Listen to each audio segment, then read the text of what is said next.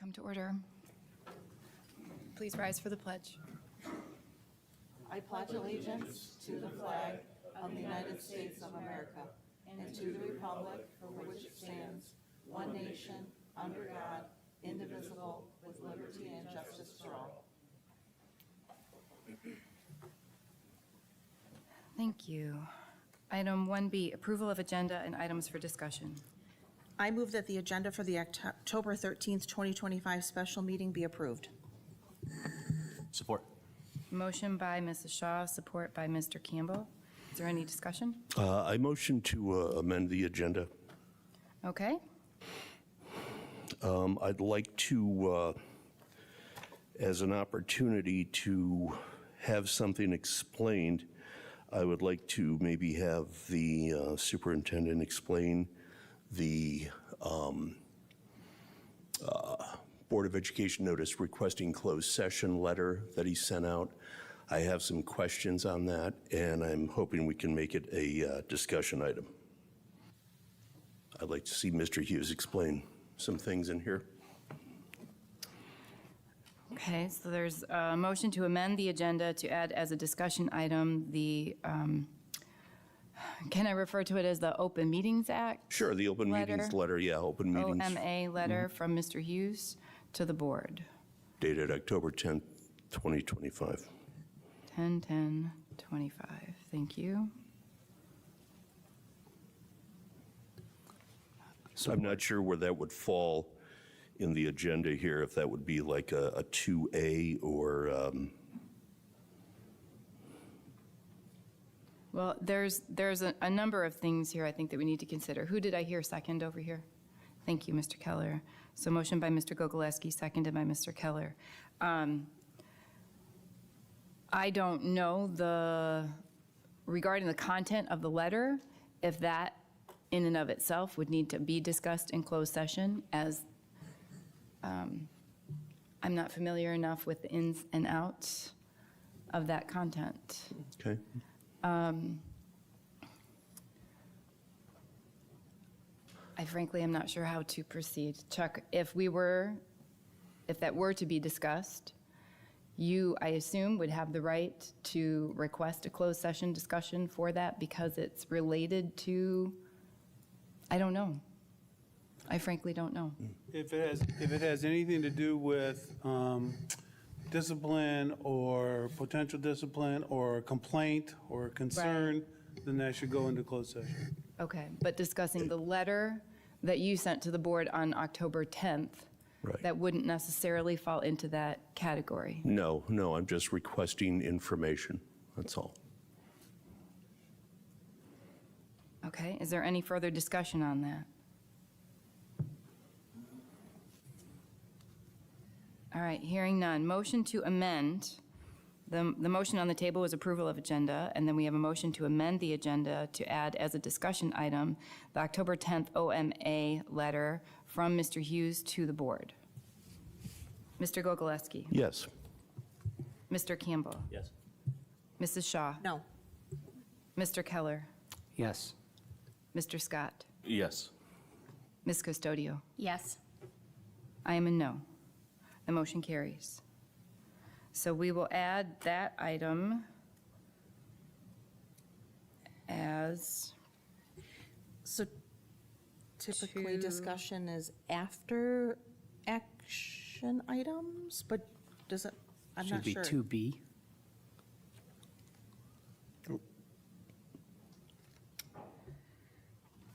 It would make 'Cause of course- 2A and then 2B. as a special agenda, or as a special meeting, our agenda doesn't follow the same format. So if we make Rod Green's presentation to A, this item that we've just added would be item 2B.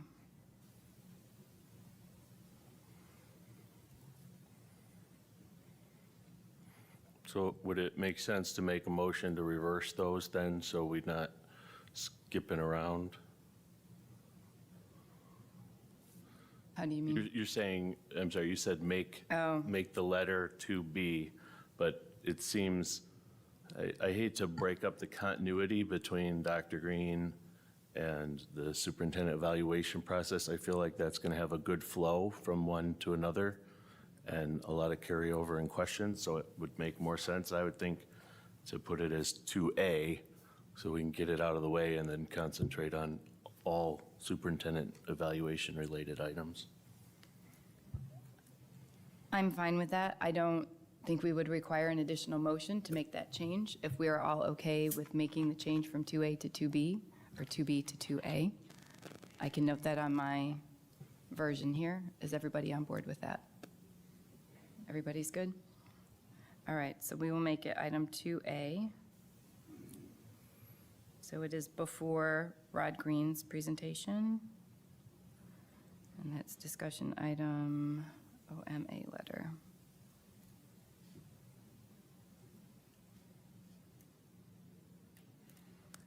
Okay, any further discussion on the approval of the agenda?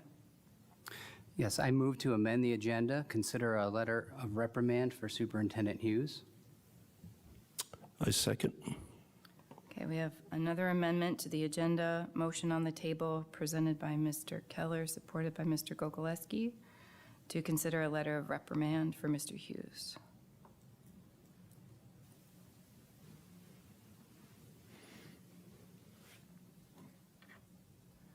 Okay, any discussion on the motion? Again, just want to point out, this would be an item to have a discussion, so I'm assuming, based on Mr. Hughes's request, that the board would then consider whether or not to accept closed session. Correct. It would be Mr. Hughes's right to request closed session for that discussion to take place. If this amendment is made to the agenda, we would modify the item 4, the closed session motion, to include both superintendent evaluation and discipline, I believe is the category that's referenced in the OMA, that section 1, or section 8, 1A, I think it is. So we would modify that motion as needed. And obviously, opening this up to discussion, all we can discuss is the notion of whether or not to add it to the agenda. We cannot discuss the merit or the content or any of that, because that would be a closed session topic. But whether or not we add it to the agenda is what we can discuss here and decide together. Is there anything else to be discussed? Okay, so the motion on the table is an amendment to the agenda presented by Mr. Keller, supported by Mr. Gogoleski, to consider a letter of reprimand for Mr. Hughes. Let's see. Mr. Gogoleski, Yes. Mr. Campbell, No. Mrs. Shaw, No. Mr. Keller, Yes. Mr. Scott, Yes. Ms. Custodio. No. I'm a no. That motion does not carry.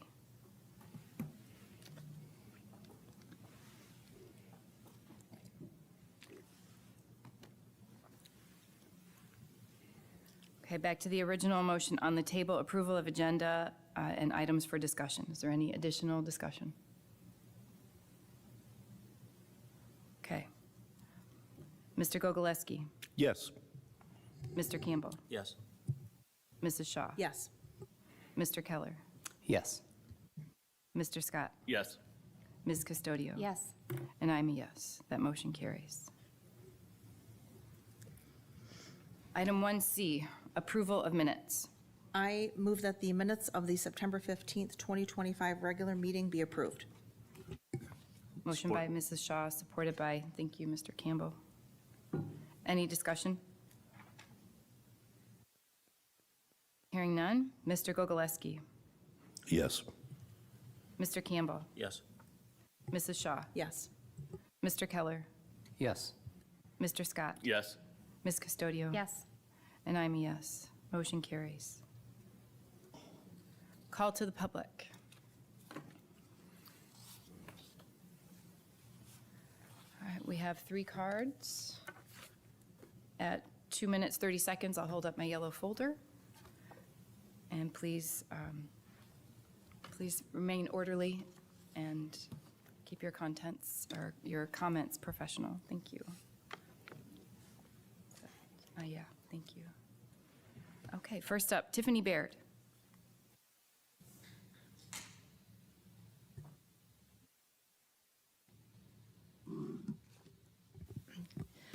Good evening, members of the board. Thank you for the opportunity to speak tonight. I'm here as a concerned parent and community member to address serious issues with what has been presented to the public for the superintendent evaluation process, particularly how it misrepresents our high school and lacks objective accountability. The data used in the evaluation appears to be a weighted average, but it grossly underrepresents the high school. Despite making up roughly 34% of the student population, high school performance accounts for less than 5% of the evaluation criteria. That imbalance is not just a data issue, it's a fairness issue. It sends the message that high school outcomes don't matter as much, even though this is where college and career readiness is truly tested. As a parent with children who will be entering into this high school, hopefully, I find it troubling that their experience and achievement are being minimized in such a critical review of district leadership. Equally concerning is the structure of the evaluation itself. The superintendent is not only setting his own goals, but also defining how his performance will be measured. And built into the evaluation are numerous disclaimers making evidence of effort as a fallback whenever goals are not met. That's not real accountability. That's designing an evaluation where any outcome can be spun as success. We would never accept a student writing their own final exam and grading it themselves. Why are we accepting that for our top administrator? Not to mention the way this was written was so poorly done. To the board's credit, I want to acknowledge and thank you for taking a closer look at these inconsistencies. I'm hopeful that for this new MASB representative that this evaluation process will be conducted with more accountability and fairness. I'm encouraged to see that you are reviewing that process more carefully, and I urge you to continue that work. Let's move towards an evaluation model that is fair, balanced, and data-driven, one that gives equal weight to all schools, including the high school, and holds leadership to the same high standards we expect of our students and staff. Thank you for your time. Thank you. Next up is Lauren.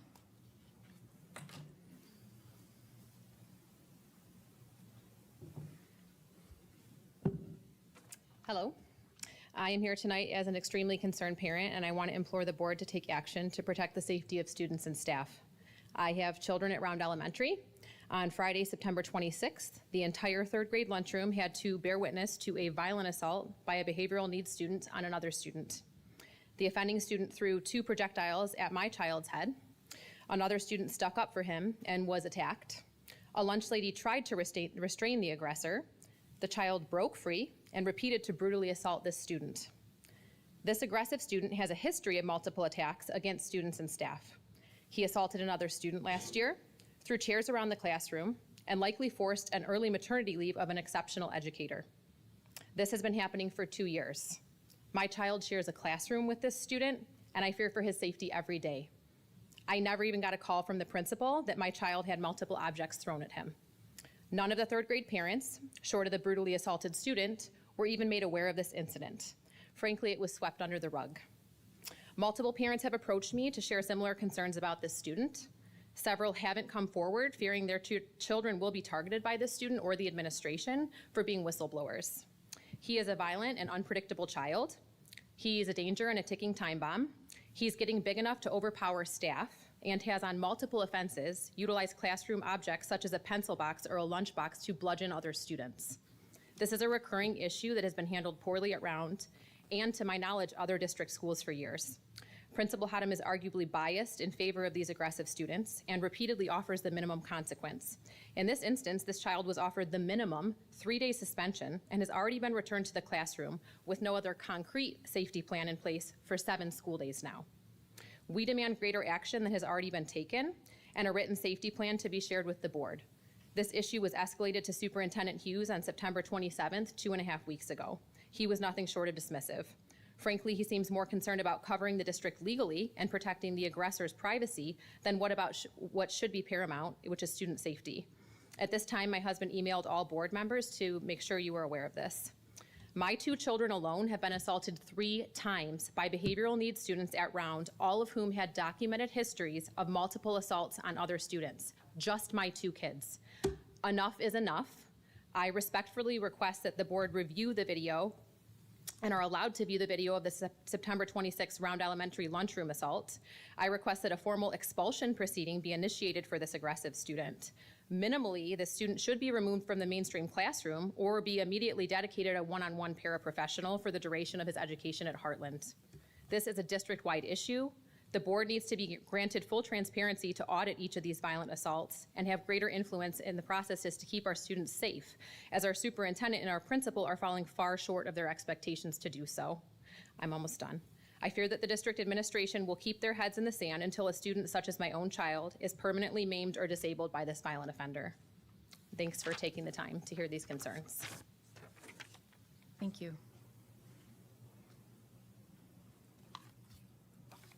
Len Patilla.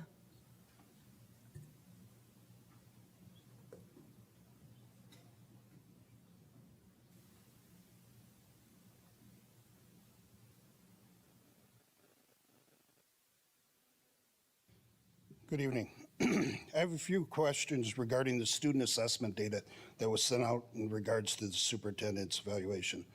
Number one, why isn't the high school included in section number 1? I attended this off-site strategic planning session earlier this spring. If I remember correctly, the data that was presented showed that Hartland did very well compared to other districts at lower grades, but we didn't look nearly as good at the high school level. Is that why the high school is not being included in section number 1? And my second question is, why are the scores in section number 3 averaged together? Shouldn't we be looking at the scores from each individual school when it comes to Chuck's evaluation? The 5 elementary schools each have their unique challenges, and Mr. Hughes should be evaluated on his ability to bring them all along and show growth in all schools. If you look at them from an overall average, we risk leaving some of the students behind. For example, when you look at the overall average student on target scores, we look okay. But now look at the high school individually. The ELA and math scores have dropped significantly from the 2022-23 school year to 23-24 school year.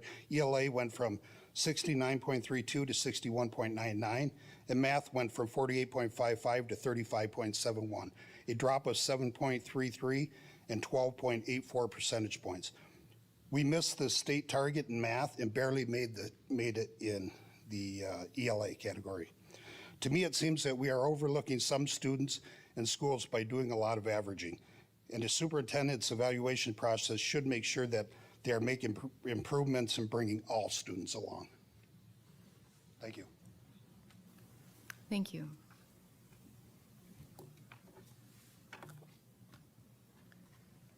All right, moving on.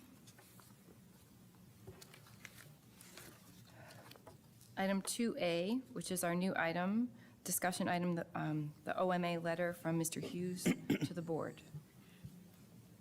Mr. Gogolewski, would you like to kick that off? Yes, I would. Thank you. Mr. Hughes, you sent us a letter requesting a closed session. And one of the things that, and this may go over to you, Mrs. Coleman, are we not supposed to vote on a closed session as opposed to just assume we're going to have one? Yes, we vote before we go into every closed session. Okay, because the agenda says closed session. So Right, and there's a motion to go to closed session right under that. okay.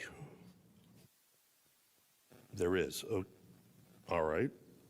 Well, with that, in the letter that was sent, I had a couple of questions because there were some things mentioned in this letter.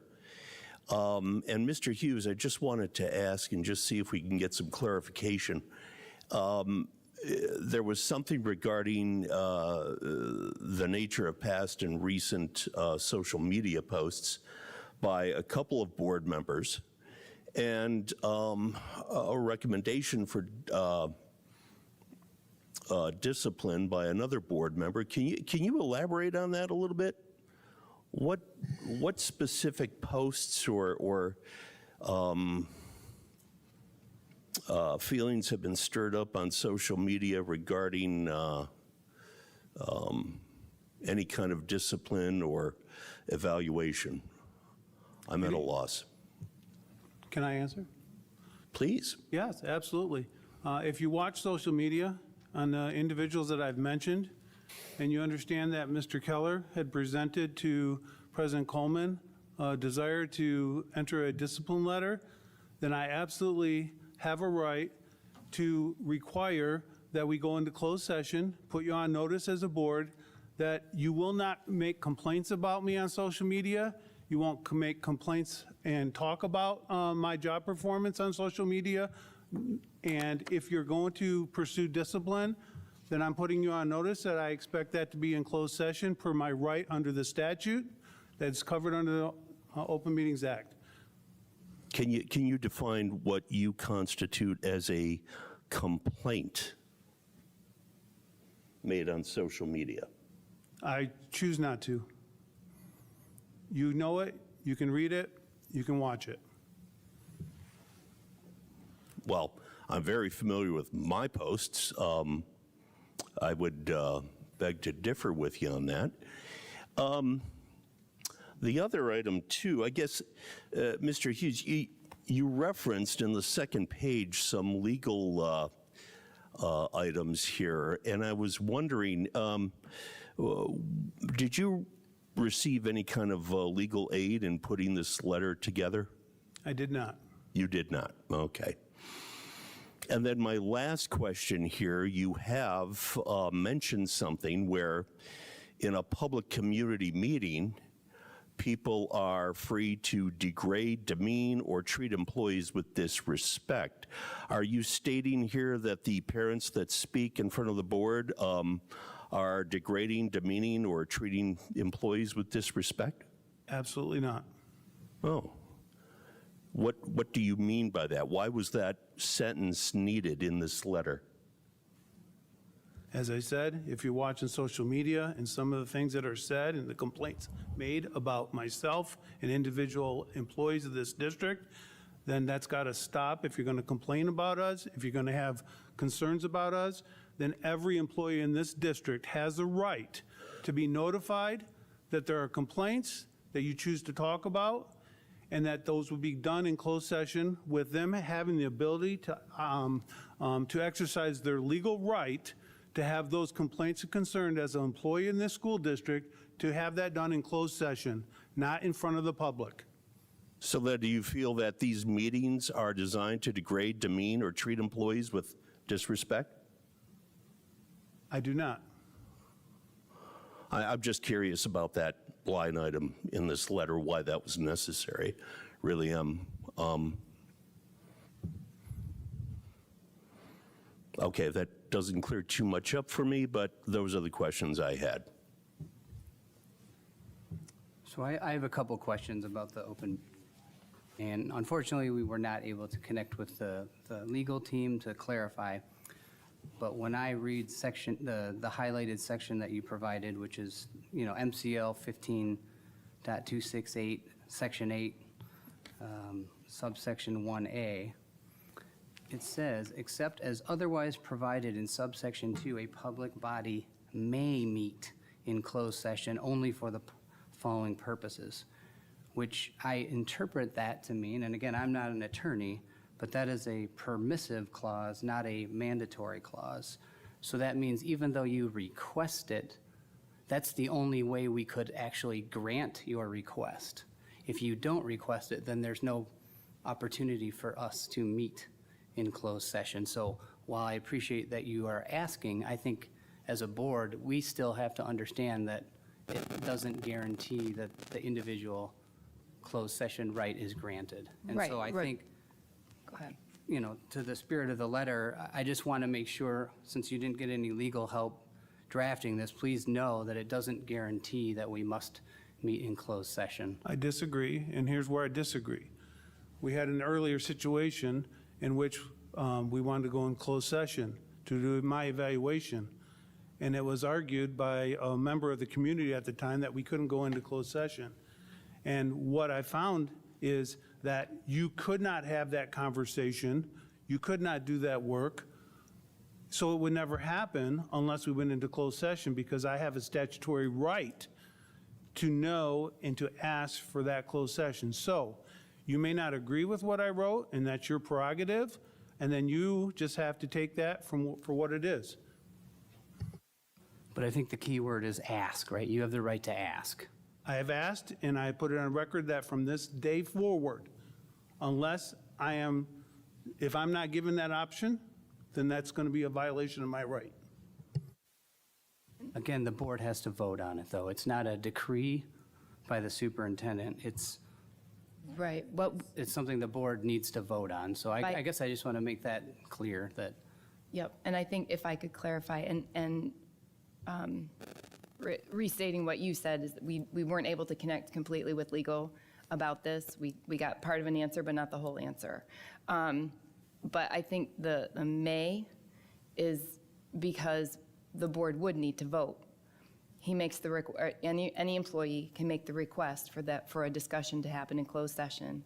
And yes, we would have to vote. If we vote no, then the discussion doesn't happen because we can't have it in open session.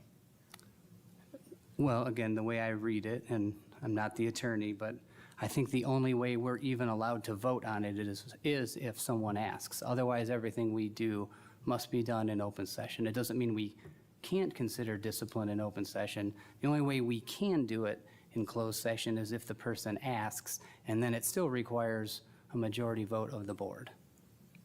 And please keep in mind that the only way someone can ask for closed session is if they are made aware ahead of time that this is going to be talked about in a public meeting. So once again, the board has put on notice that our employees, including myself, have absolutely every right to know ahead of time before a public meeting, actually a business meeting in front of the public occurs in which you're going to talk about these issues. So we have the opportunity to exercise our right to ask for closed session. Just out of curiosity, Mr. Hughes, excuse me, do we have a history of turning down requests for closed sessions? I'm not understanding, because you also added a legal comment in your letter regarding a misdemeanor and a fine not more than $1,000 and such. Has there been a history of where the board has refused you to have a closed meeting? This letter is to ensure that we don't have a history of that. Thank you.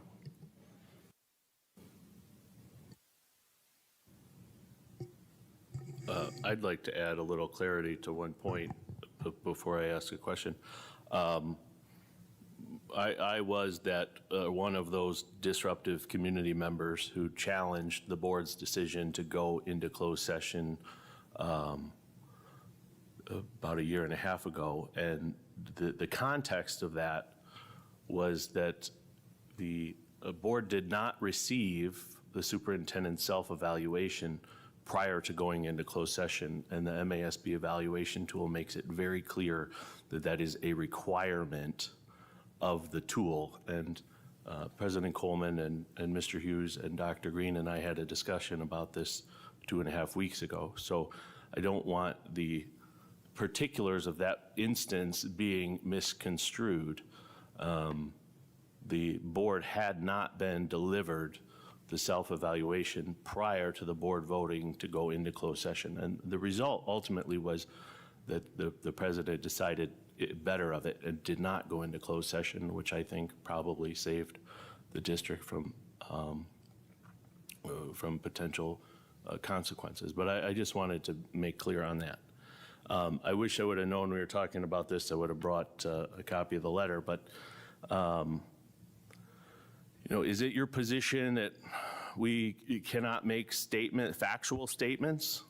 If you bring forward, because I know a lot of this is pointed at me and my social media posts.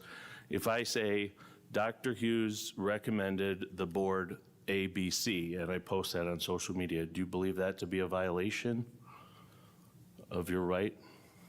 You'd have to determine, are you complaining about my job performance? If you are, then yes. If not, then no. If I'm just making a factual statement and state that you have proposed that the board do X, Y, Z, you recommend a motion X, Y, Z, that does not violate your rights. You're not dealing with my performance in the conversation, you're simply talking about a recommendation that's different than my performance in a complaint. Okay. So, and there was some reference in that letter, I believe, to other administrators, if I'm not mistaken, and discussions, deliberations here at the board table. I guess my concern is if we continue the trend in which administrators, including yourself, are allowed to openly debate and deliberate board members while there is a motion on the table, and then hold the threat that anything a board member was to say to contradict an administrator is somehow a violation of their rights, I think is a really dangerous position.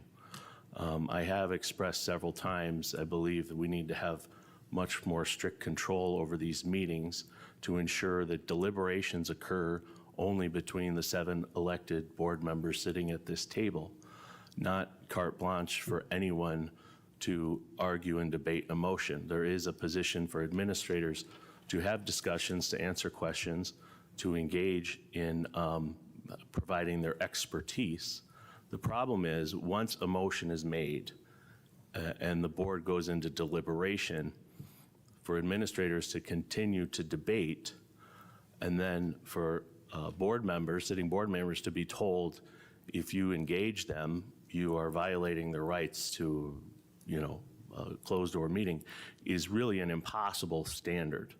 And I found the whole purpose of the letter to be a chilling effect on the free speech of 7 elected board members who represent the community and our constituents.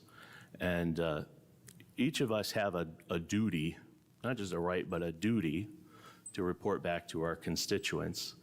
And as long as we're not making slanderous or incorrect statements, I see no problem in sharing our experience about what happens in this board and at this board table with our constituents. And I will not back down from sharing with my constituents what they rightfully deserve to hear.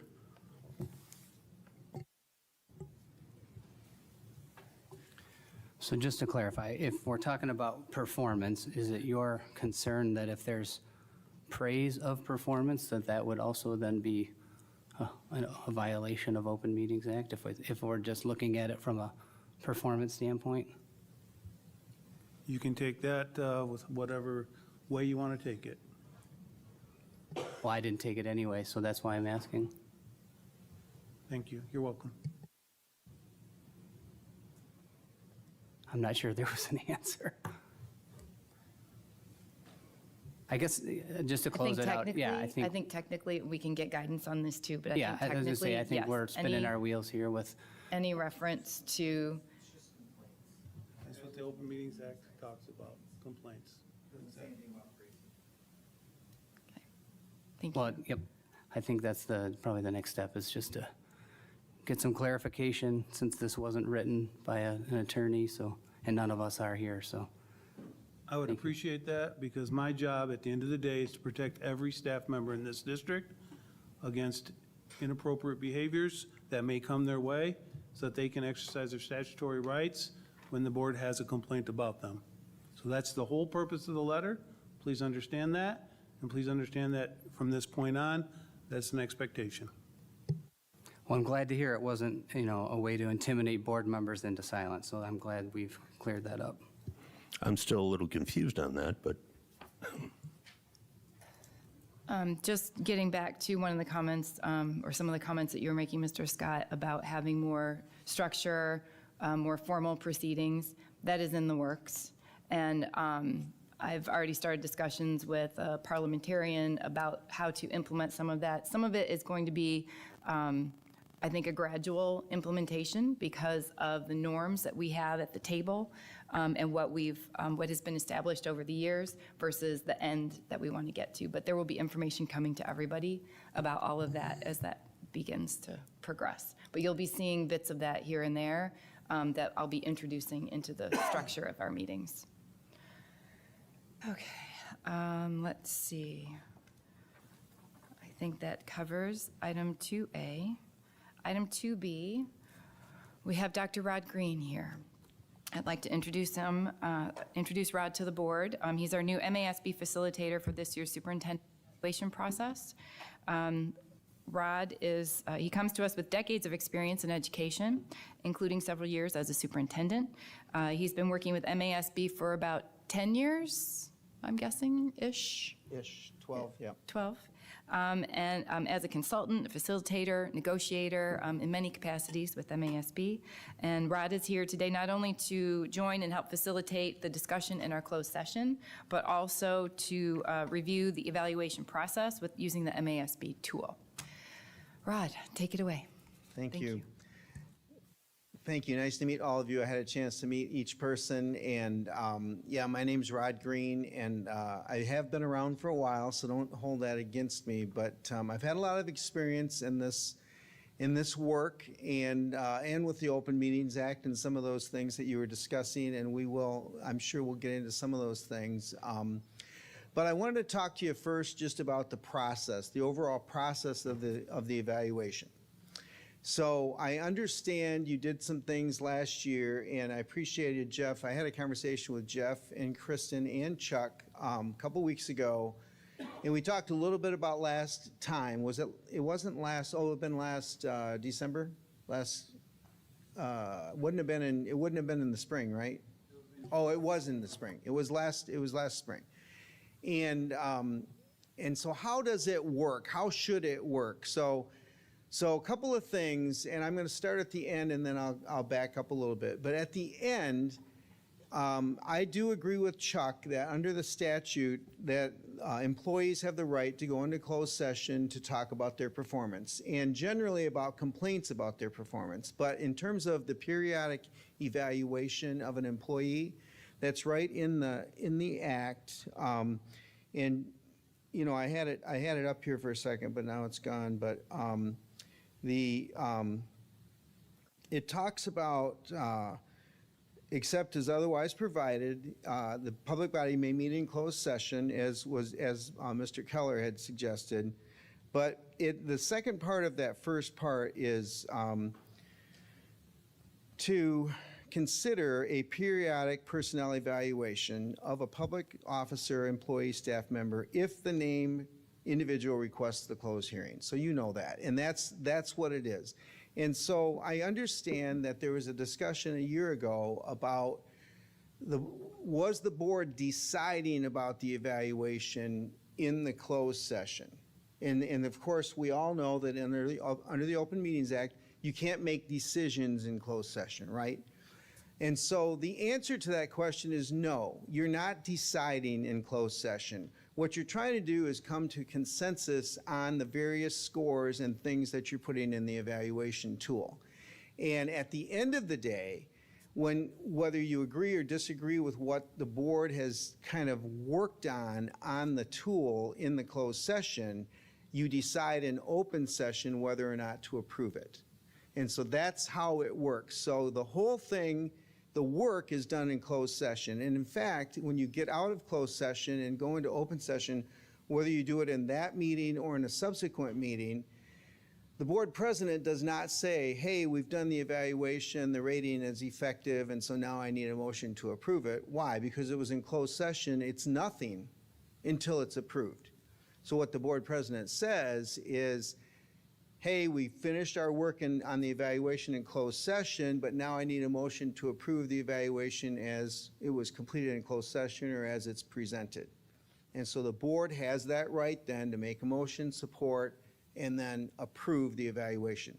So have I done this work with boards where some board members have disagreed with the evaluation? Yes, I have. And so we've had 5-2 votes, 4-3 votes, 6-1. I do boards with 9 members. There's a couple of districts in the state that have 9 members, if you can imagine, and 7-2, 8-1. Yes. Because why? Because the person in close, the board does not always agree. You are 7 individuals. You all have the best interests of the community at heart, and I know you do, but you don't always agree on things. And so eventually, at the end of the day, you might not like the final outcome of the of the work that was done in closed session. So I want to go back to how does this process work at the end? We want the superintendent, what I've told Jeff and Kristen, and I appreciated the meeting, we really want 2 meetings at the end. We want a meeting for the self-evaluation. So we want a meeting for the superintendent to actually explain the work in all 32 areas, and then also the growth area and the goals area. So there's 34 total areas in the tool, and we would like to hear this. We would like two items really, or more, but one item is the actual self-evaluation. We want the superintendent to actually score and put scores in the tool. And we're talking about this is in June. This is the end.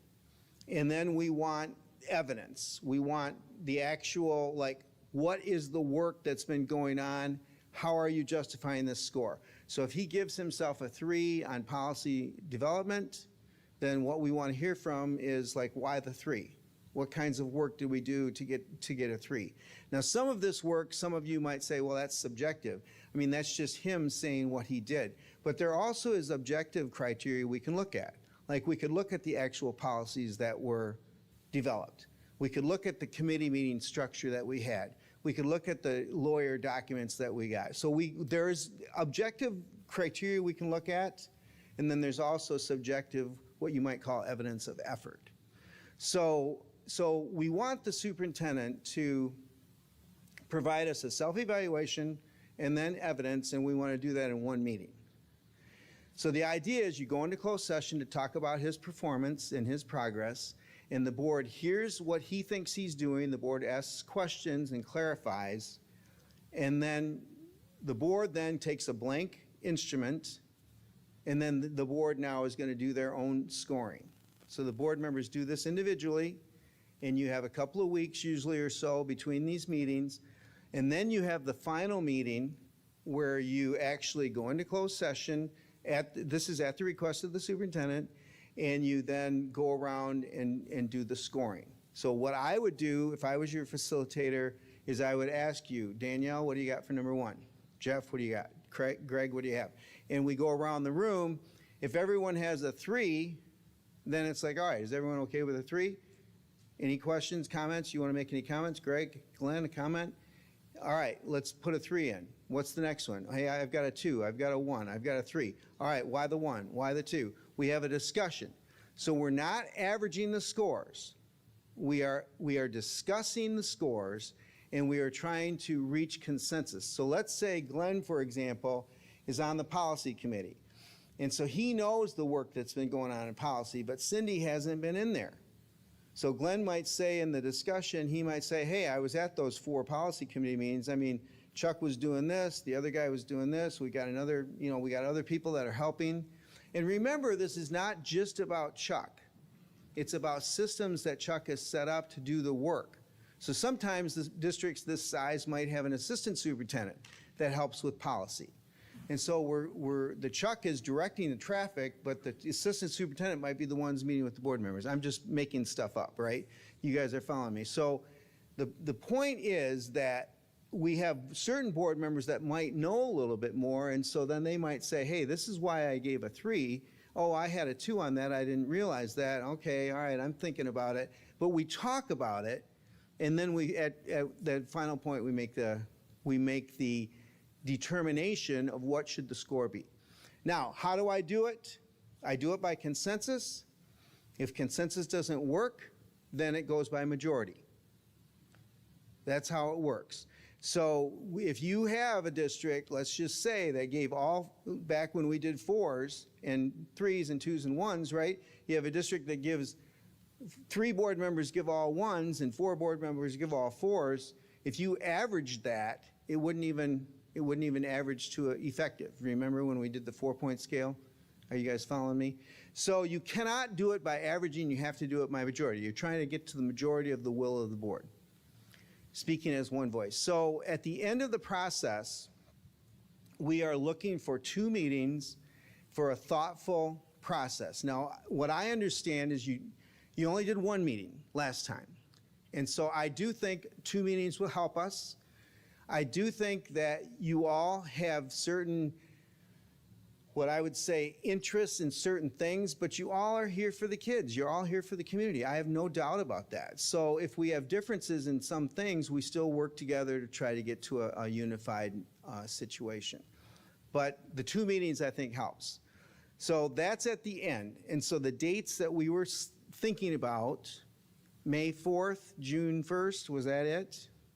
I believe so. I don't have them in front of me, but yes, I believe those are the dates that we penciled in on your calendar. And I think when I sent the update email to the board, I went through the 6-month or maybe the 9-month check-in. I don't know if we had nailed those down by the time I sent that out to the board. So you guys, what Kristen was telling me is you like Mondays better than other days. I know, I'm sure you like all days, but Mondays are good for meetings, and Mondays are really tough to book. So I get booked up on Mondays. So the only 2 Mondays I had available was May 4th and June 1st. So we put them down. So I'm hoping that that works for you guys' schedules. So then the other part of the process then is this idea of checking in. So in your situation, we were talking about doing this meeting tonight as a check-in and having the board and Chuck have a conversation in closed session about his performance. And so this part of the meeting that I'm doing right now is just talking about this whole process. So tonight, we're going to go into closed session at Chuck's request and talk about his performance on various issues. But we also have to do a mid-year. So remember, the mid-year has to be done, and so we're going to do that. So we picked December 1st for the mid-year, another Monday. So does that work for people's schedules? Check that out. So we'll be doing that at 6:30. Now, the mid-year is a little bit different. The mid-year is just about goals. So this is a new requirement this past year from the state, and we are now complying with that. So basically, we go into closed session at his request, and then he talks about the progress towards goals. So sometimes there are not results available at that time. Sometimes it is just about progress and activities and things that you're doing to try to meet these goals. The final evaluation is when you actually score it. So we're not doing any scoring in the check-ins. So this first check-in is tonight. This is 3 months. Then we're doing a mid-year on December 1st. And then what did we say, April 6th? April 6th for a 9-month. So you're going to have 3 months in a row. We'd have April 6th for a 9-month check-in, then we would do the self-evaluation in May, and then we would do the final evaluation in June. So Jeff, you were in on this meeting that we had. Am I forgetting anything? What did you, because I know we had a discussion afterwards, were there any questions or something I should bring up to the board? No, I think you hit it pretty well, and hit it well, not hit it well. Make sure I pronunciate. I appreciate the schedule. I think it helps us all to have these in our mind in advance, and so I certainly appreciate that. I think I mentioned it earlier, but the one key takeaway was that for that May 4th meeting, we should have the superintendent's self-evaluation to Prior. review in advance of Yes. that meeting, which I think was a key takeaway. Yes, we would ask Chuck, and I will actually ask him to send it to me first so I can look at, hey, like, what are you sending to the board? But we ask him to send it to the board at least by the Friday before or maybe the Thursday before, so the board has a chance to look it over so that you're a little more ready. So at that May 4th meeting, you know, I'm not going to have Chuck do all the talking. What I would do is, Chuck, give us about 10 minutes in this area. Okay, board members' thoughts. And that's the same thing we're going to do tonight. We're going to talk a little bit between the board and the superintendent. We're going to try to have it not just be all presentation style. And, you know, I don't know if Kristen said anything. You know, I've done about 200 of these just over the last 10 years. And I'm one of the ones that wrote the tool. So if people don't like the tool, I get it. I mean, it could be better. There's no doubt. I'd like to make changes to it, but I'm not really going to do that right now. But I am fully immersed in this process and how this works, and I've done a lot of different districts. Both districts that get along beautifully and then districts that don't always have everybody on the same page. So just so you know, I've got a lot of experience in all that area. But yes, I think having the 2 meetings, Jeff, honestly, I deal with this all the time. People want to do the 1 meeting thing. Let's just have them send it to us electronically, and then let's just do it when we get there, you know. And I feel like we miss a lot when we're doing that. We miss a lot. So one of my goals in this whole process is to help you do a really good job with the process and be thoughtful. That's it. And I know I can't make everyone get along and love each other. I'm not saying I'm going to do that, but I want us to try to work towards this idea that, hey, this is the board. The board is the board. And we have to deal with that. And Chuck is working for the board. He's not working for individual board members. Remember that. So we're trying to get the board to get to one voice on these kinds of issues. And I know it's a difficult process, and sometimes it doesn't always work, but we certainly will make effort to do that in hearing all board members.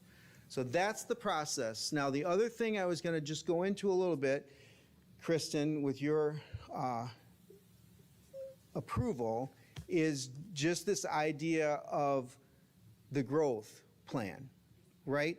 And so I know Jeff and I have had a few conversations, right, Jeff? We have, and Chuck and I have had a few conversations about this. And basically what I did on this, so I've seen all kinds of different ways of trying to capture growth for students. So remember, what we're doing here is we're trying to look at what's going on at the student level. What is going on at the classroom level? And how do we capture that to bring it up to the district level? So I'll just give you a couple examples of how people do this, but some people, honestly, they look at just how are the teachers scored. So you can pull in some of the data, sometimes people have Pivot or different data sources, and they can pull the actual score of the teacher for their growth portion of their eval. So it's a 3, now it's a 3, 2, or 1, 3, and usually for teachers it's not halves. So our tool, we allow halves, so you could go 3, 2.5, 2, but for teachers sometimes it's either a 3 or a 2. So some districts actually take the teacher data, so what do you have, like 250 teachers or 370 teachers, something like that. And so you just take all those teachers, and then that's the score for the district. Now, I don't necessarily prescribe to that, but I have had people do it that way. I have other people using NWA, which we talked about in our meeting, and so that's a tool, that's a nationally normed tool that you go from, you know, fall to spring, and you can get a score, and you can get but those districts that used NWA, a lot of them don't factor in the high school. They go K through 8 or 1st through 9, and they get those scores, and then that's what they use to capture the growth for the district. So it is in the tool and also in the law, it is a local decision of how you try to do this. And so you don't have to make it perfect. Nobody has it perfect. This is the very most difficult area in the whole evaluation process, this area that we're going to talk about here in a second. And so I just wanted to preface my comments with that people do it differently, and there's nothing wrong with trying to do things one way or another. You can just decide that this is how we're going to try to capture what's happening at the classroom level. We're trying to capture that. And be fair about it. We're trying to be fair about it. And so the principals, how are the principals evaluated by this? It's the same type of thing. They should be going off of what their teachers. So we have this whole thing in the state of Michigan where the data that we're using at the teacher level, we try to aggregate up to the principal level and then the district level, superintendent level. So this is the idea of how the data would work. So I know Chuck put together a plan which is very detailed, and I don't have all the details. Chuck knows them better than I, but I would like to stand here while Chuck explains the plan and then take questions from board members about this plan. So Chuck, if that sounds good to you. Sorry, Can I ask a couple questions Yeah. before we get into Yeah. that part? So I think I heard you say that the local board has the authority to decide how it wants to evaluate, correct? And I think my biggest concern, which shouldn't necessarily be a surprise to too many, but that when we end up getting into the rubric, we get to this idea of the consensus model, which, prior to 2022, what has always kind of been board consensus was each member scored that individual, and that the average of those 7 scores is what was the score that was used. And I guess I'm not sure I'm hearing or correctly understanding when you say that we can't use average. Is that a statement that the previous That's our- evaluations were invalid, or? This is our tool. Our tool, with our tool, we don't believe, when we were putting the tool together, that averaging was a reliable method of calculating. So the only reliable method in our view of this tool is to do it by consensus, trying to speak as one voice. So that's, in averaging, when you get down to the nitty-gritty of it, it can be skewed by the minority of the board if they chose to. So for example, if you had 4 3s and 3 1s and you average that, it's not going to be a true reflection of the will of the board, which is the 4 people that are sitting in the majority. So that's why we don't do averaging. But are you saying we don't, as a board, have the authority if we said, we don't want to use the consensus model in that way, we want to use average? Are you saying we cannot do it that way? Well, I would say that our tool is not built for that. Boards can, I guess, make their own choices on that. But if you look in the training and you look at the tool itself, we put right in there that we do it by consensus and not averaging. So that's what. After the previous evaluation, some of us wrote to MASB and kind of explained the situation, and they said, yeah, our model really isn't built for your type of district where it's not always 7-0 opinion on everything. So that was one of the shortfalls that they identified, and I think, I've talked to, enough of the board members that I think we all kind of want to give each other an equal weight of voice. And, if you look ahead at the rubric or the growth that we're proposing, a lot of it is taking averages. So I'm confused why it's okay in certain areas to take an average, but then when it comes to community input, which is what the 7 of us represent, averages don't mean anything.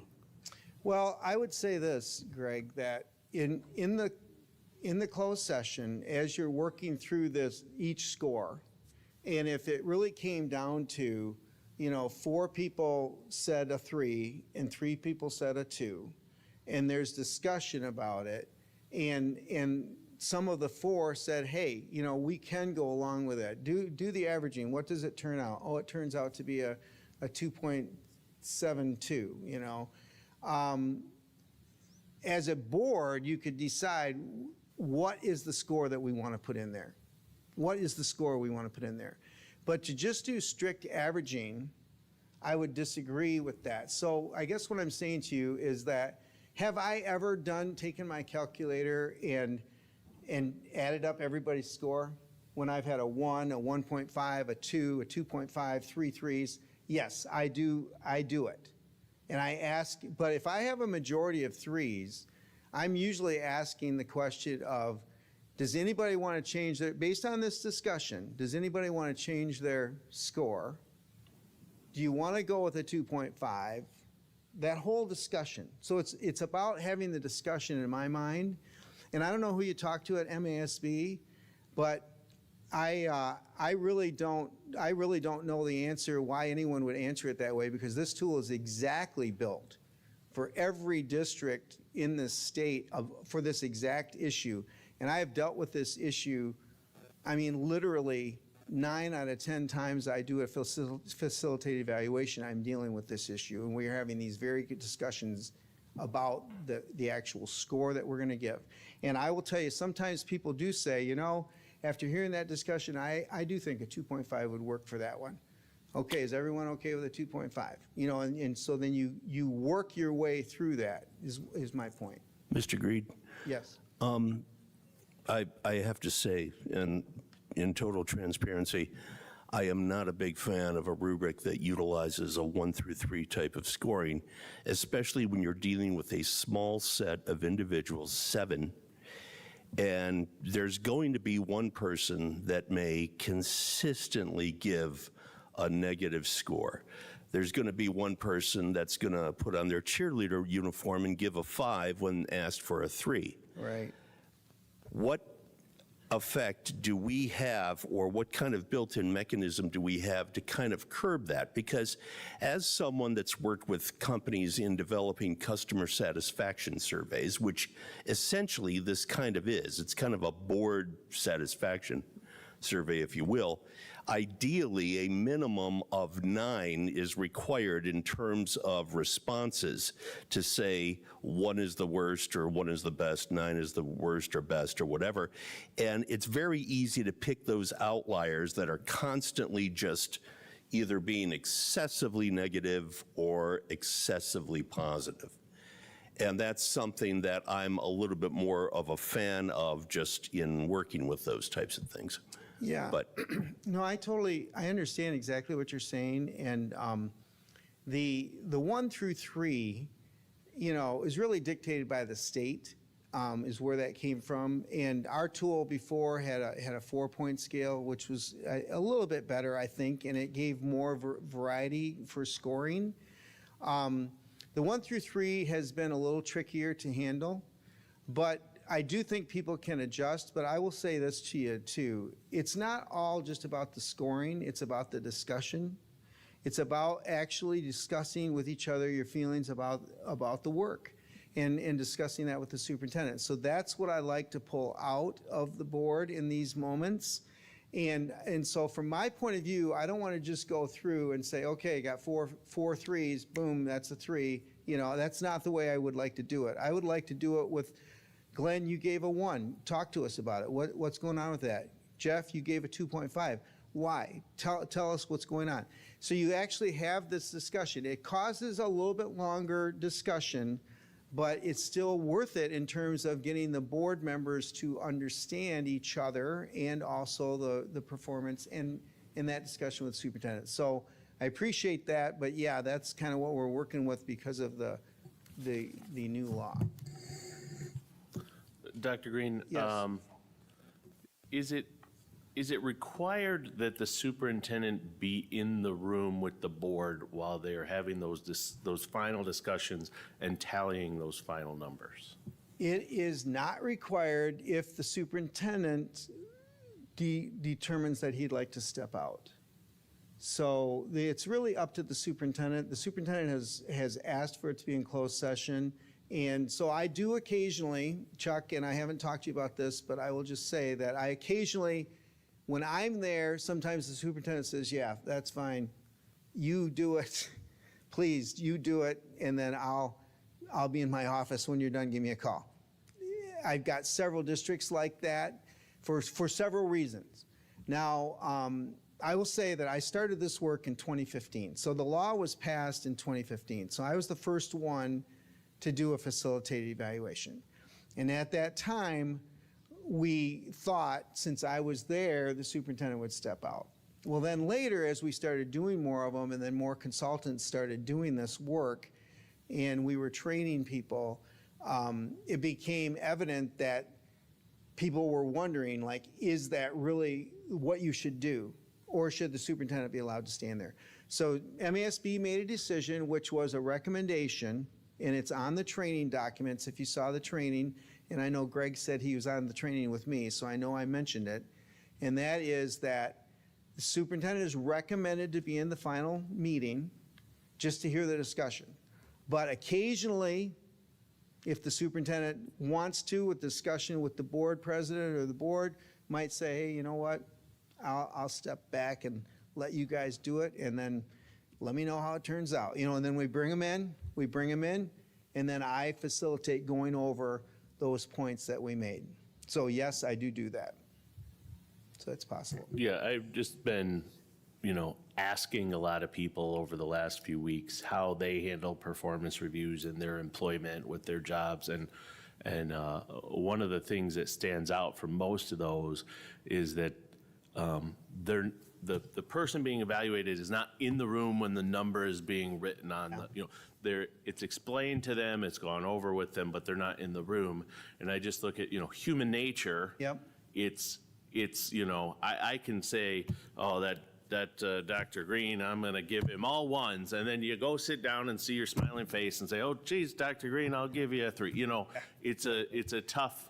Well, and I would just say that, so yes, I understand that. That's got to be a little bit of a trust factor too with Chuck and his, and part of his interest in hearing the discussion, and maybe he would be at the point, I don't know, Chuck, this is something you and I have to discuss, but he's like, you know what, I think I kind of know it.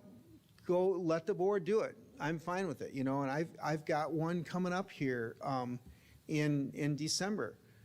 And the superintendent's going to be sitting out, but they've done it that way for years, and they're just used to me kind of doing it with the board, and then we bring them in, and so it's fine. So that's a joint decision that would have to be made, and Chuck would have the right to decide, like, all right, yeah, I trust you guys. I'm gonna just let you do it, and then we'll go forward. Other questions on that? Yeah, I wanted to ask, you said you have one in December. We've talked about the timing of the evals, waiting for testing scores to come in so that we can eval. Being new to this, just kind of going through this experience, it was shared that if you do it in December and you have an election year, you're having people involved with that evaluation that haven't been on long enough to participate, with all the history of knowing what took place with the meetings. So you find that works best, December, or like our process in the spring, waiting for the tests to come in, attendance, like how does that work with? I do them both, Jeff, both fall and spring, right? And so the idea is, as you said, board members take office January 1. And so if you have new board members coming on, as you were new just this past year? And so if you would have had to do it in June, which you did last June, you might have felt a little bit like fish out of water a little bit. So some people have said, well, when we have new board members coming on, let's go to December, and then that way they've got a full 11 months to understand the program and all of that. The other thing, though, in June is everybody's evaluated in June. It's our fiscal year. People are comfortable. Boards are comfortable.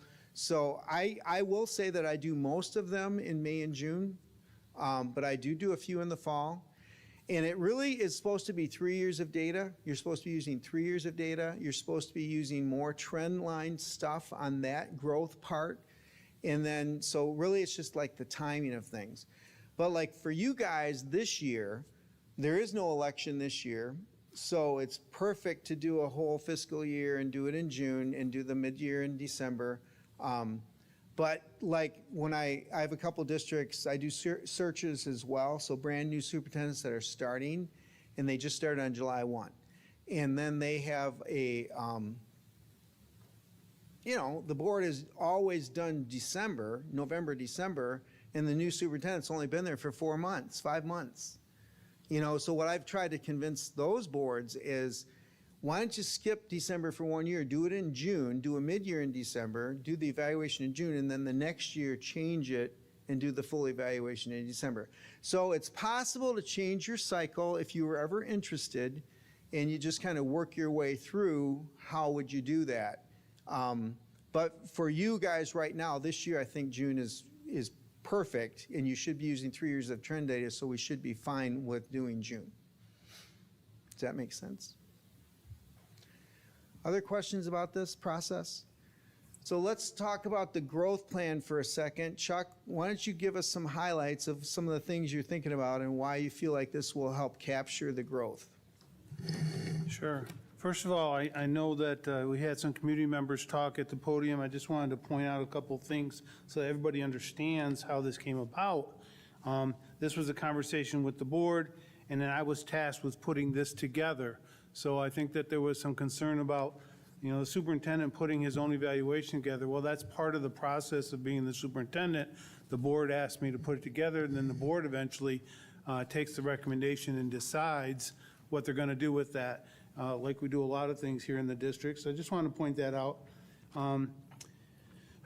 And I also appreciated you, Rod, saying, you know, we have to remember that when you're building these types of instruments, if the data is not available, it's the last 3 years of available data that's averaged and looked at, right? So you look at the last 3 years worth of data. So if indeed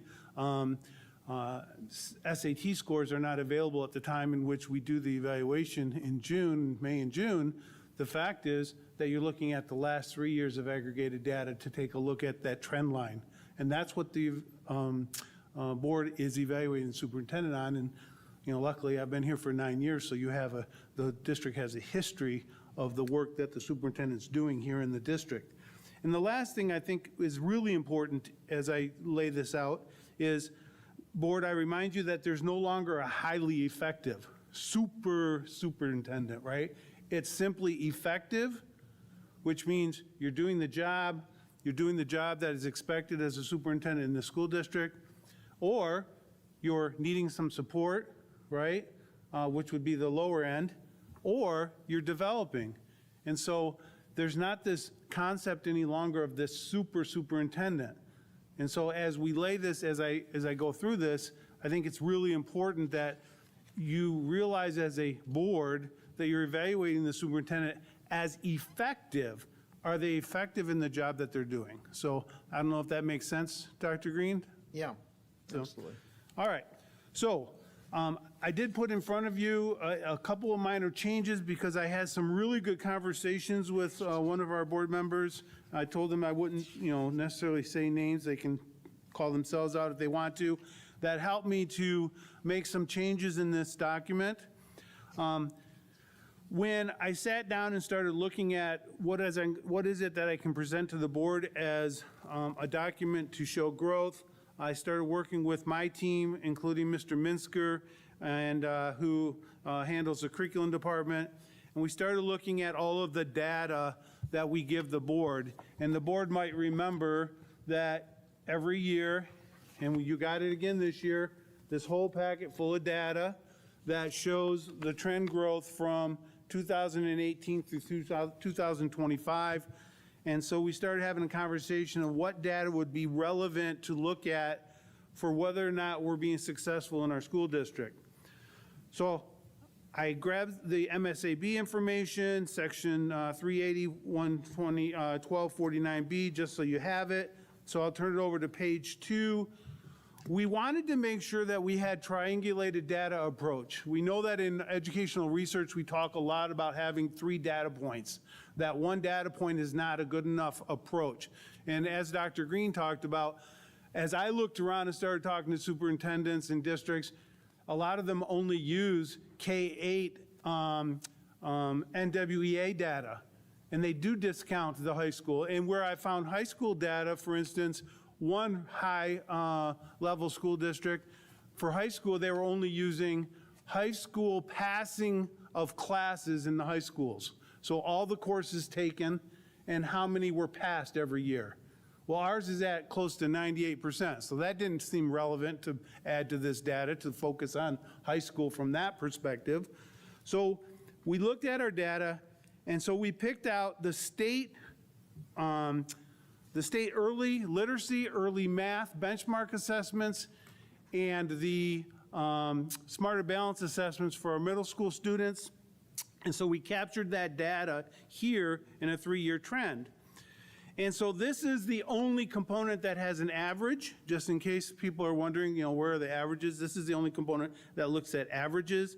And looking at averages for how are our students doing on the beginning of the year benchmark, early literacy, early math, and Smarter Balance assessment, and where do they end up at the end of the year when they take it to be able to determine what students showed growth during the school year.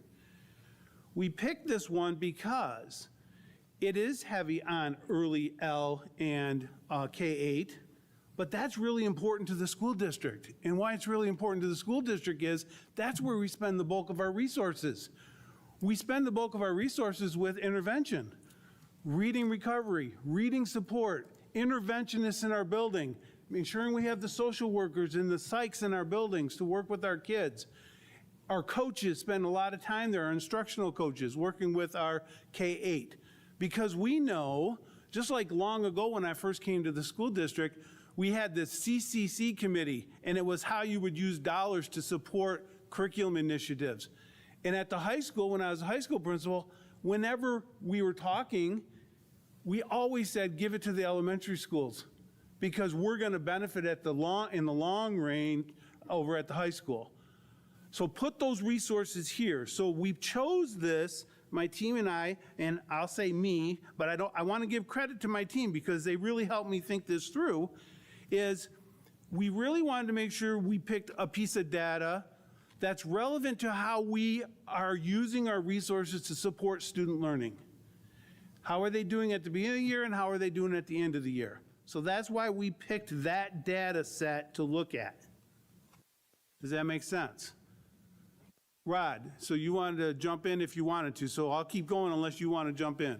Well, and you're talking about section 1, right? Section 1, yep. And so the metrics are 50% is the district average, and then showing growth from fall to spring. So what are you're trying to get above 50%? Is that the idea of it? Correct. Again, coming from the perspective of being effective, every year you have different kids.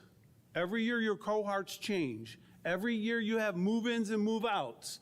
Every year that occurs.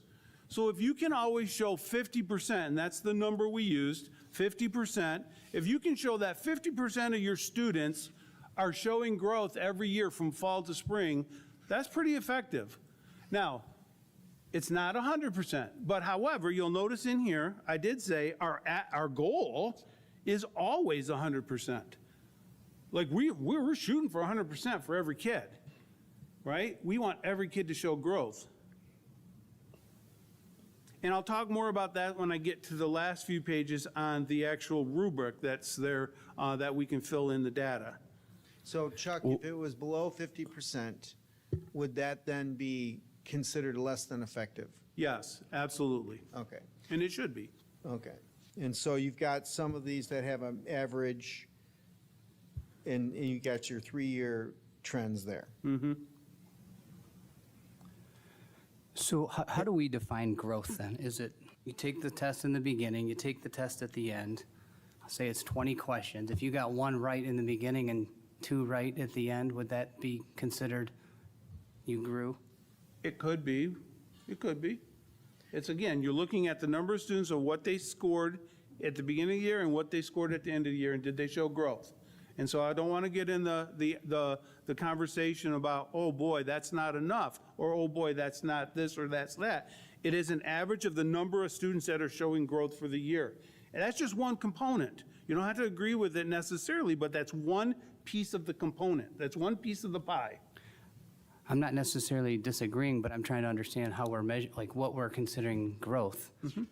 Yeah, I think it's So a I good would, question. based I on mean, your explanation, it's though, I one would thing to have argue it's- somebody say that they don't want that brought up. I think it's a great question. I'm also looking at some of these anomalies where we go from 3rd to 8th, from 2023, 2024, from 8% to 63%.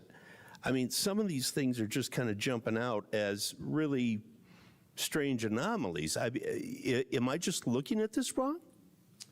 Chuck, what's the deal with that? Yeah, you might have a really high functioning group of cohort kids, right? That particular cohort functions really high and starts out functioning really high, and so they're not going to show as much growth that year in that particular domain. But that occurs. So we can go from 8% to 63. Well, that's not one Different cohort cohort. group. That's not one cohort, that's 6 cohorts. Okay, so there's a group of kids in there. Again, it's one piece of a look. It's one piece of a big picture look. Do you have a group of kids that are showing growth during that school year, during that time frame? It's just one piece of data. It's not the give all be all. just one piece of data. So the test that they're taking, is it formative assessments each month that they're taking? And then the teachers, how are the teachers recording who has showed growth or not? They're online assessments. The state of Michigan provides them. Okay. So the state of Michigan provides the early literacy, early math benchmark assessments. So the state of Michigan grabs that data and then compares that data at the end of the year. And then same with the benchmark assessments for the Smarter Balance assessment. Those are online state assessments that the state provides us.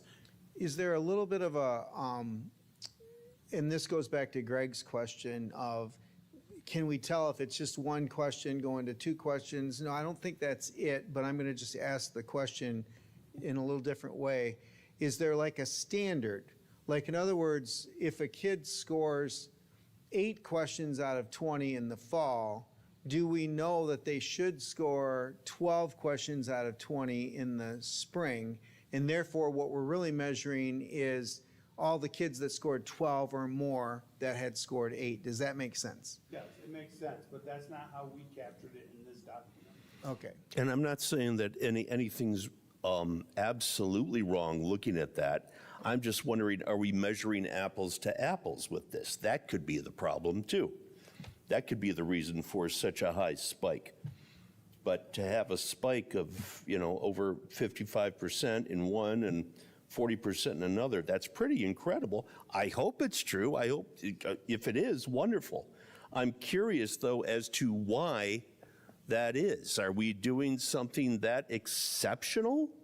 And if we are, how do we multiply that throughout the district? Or are we just not measuring apples to apples?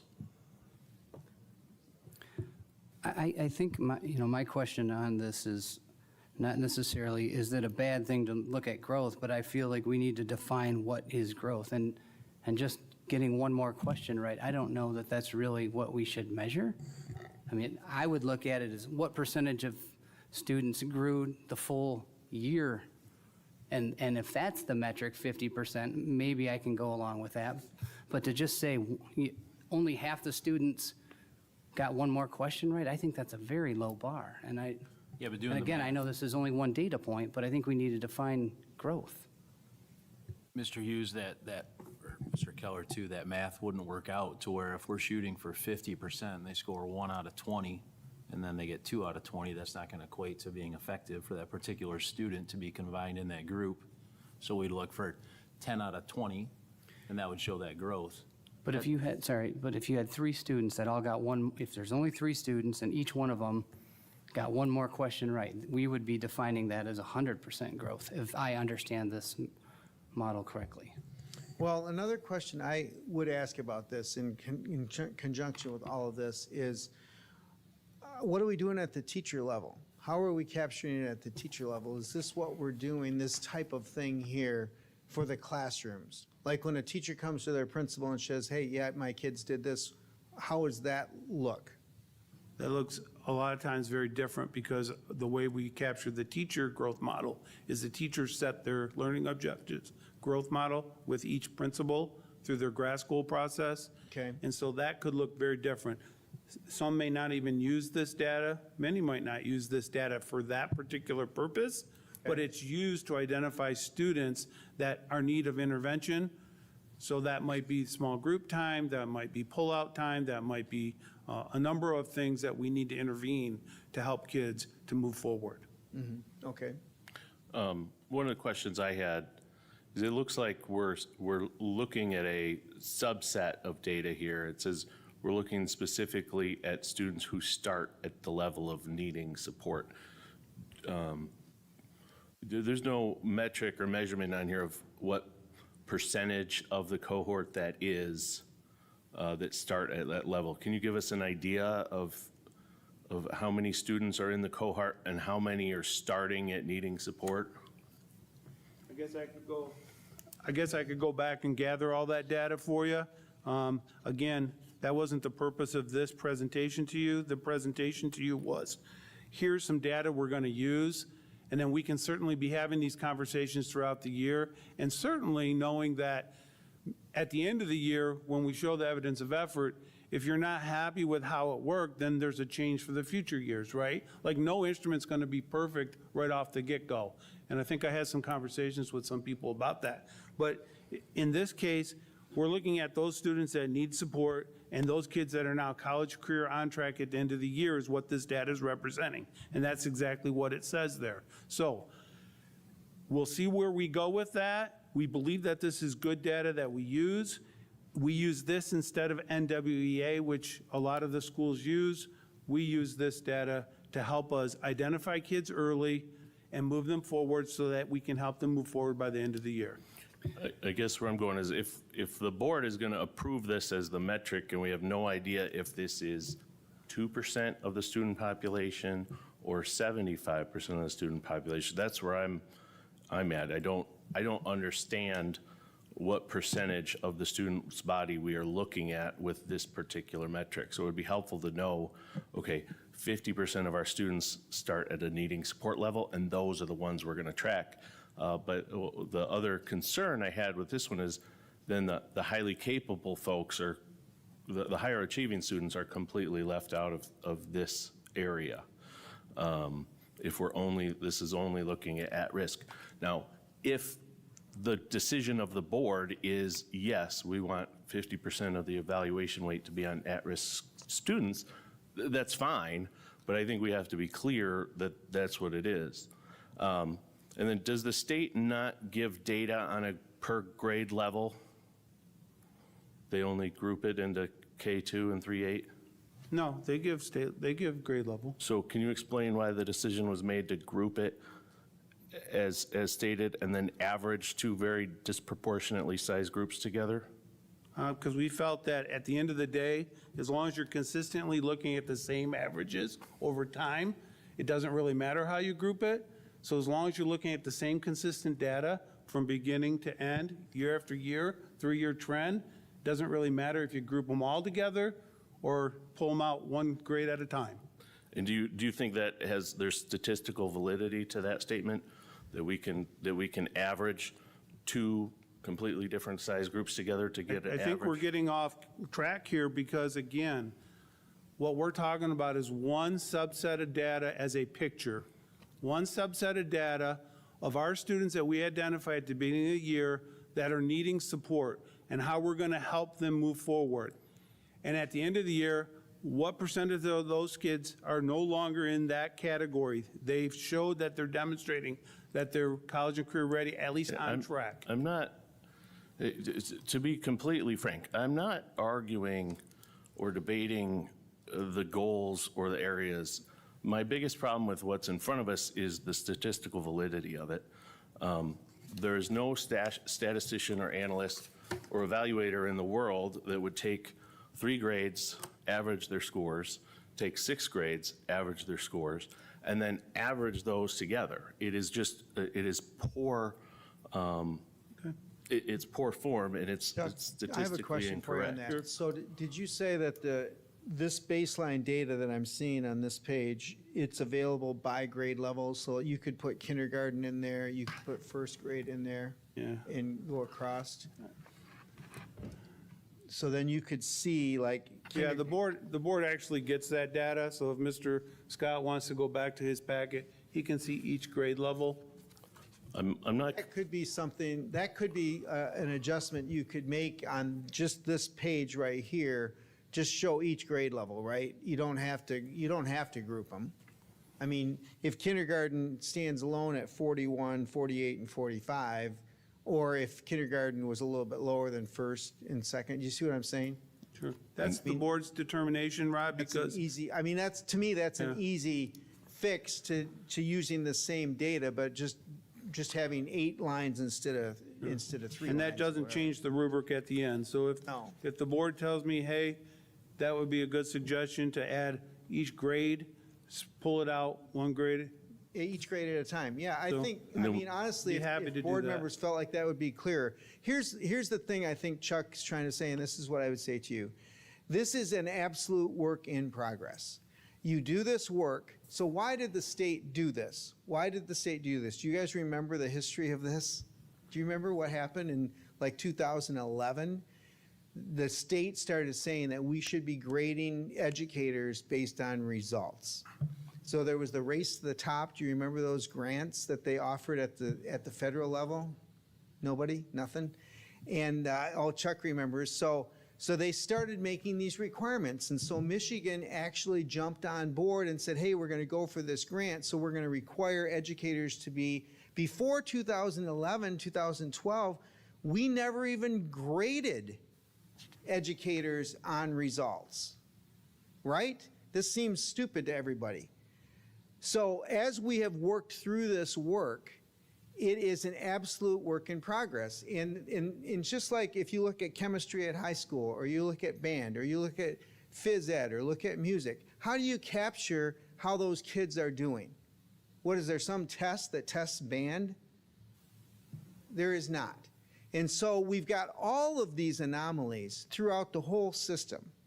And so what we want to try to do with this work, we are actually just trying to capture what's going on at the student level. Are our kids, is Hartland Community Schools, are our teachers helping these kids grow? I agree with you, Greg. It should not be just one question, and it's not. Believe me, we know it's not. But yet, how do you capture it? And so my point would be, if you took this and you put all these grade levels and you could see this, and then Chuck could tell us along the way, hey, this is about 40% of our students are in this category. And these are the most 40, and so we're capturing this category. That's a good way to do it. I mean, if you guys, NWA costs money. If you wanted to use NWA someday, you're going to have to pay for it. And so there's ways that you are doing. Hartland has been known for excellence in education, and there are ways that you can try to capture this. And so I think that would be one change, Chuck. I would just say, listening to the discussion, if you put the grade levels separately, that's at least a little more data that helps us, and then we see how it goes. Let's see what the comparison looks like, and see if we can capture this. And I just have maybe one question. Maybe I'm going to oversimplify this question, but if you get one question better than you did in the spring, than you did in the fall, is that not considered growth? I know we have a couple educators here at the board table, but I mean, is that not considered growth? Yeah, I think it's relative. And also I will Yeah. state that Trustee Scott is not a statistician, so we shouldn't be throwing out blanket statements about statistics at the board table, because none of us are. Well, But am I oversimplifying it that, you know, should we be looking at what, you know, this shows percentage of growth, but is not just one question or 5 questions growth? Well, I can answer that from this perspective. If you're in need supports and you're one question away from being, you know, on track, yeah, it's going to show as growth if you happen to be there. But we also talk a lot about bubble kids. I don't know how many of you have ever heard bubble kids language. Those kids are really close. Those kids that if we just spend a little bit more time with them, a little bit more intervention, a little bit more reading help, a little bit more pull out with math intervention, that they would be there at that level that they need to shine at.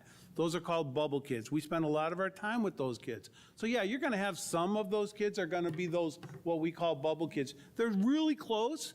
They're just not there yet.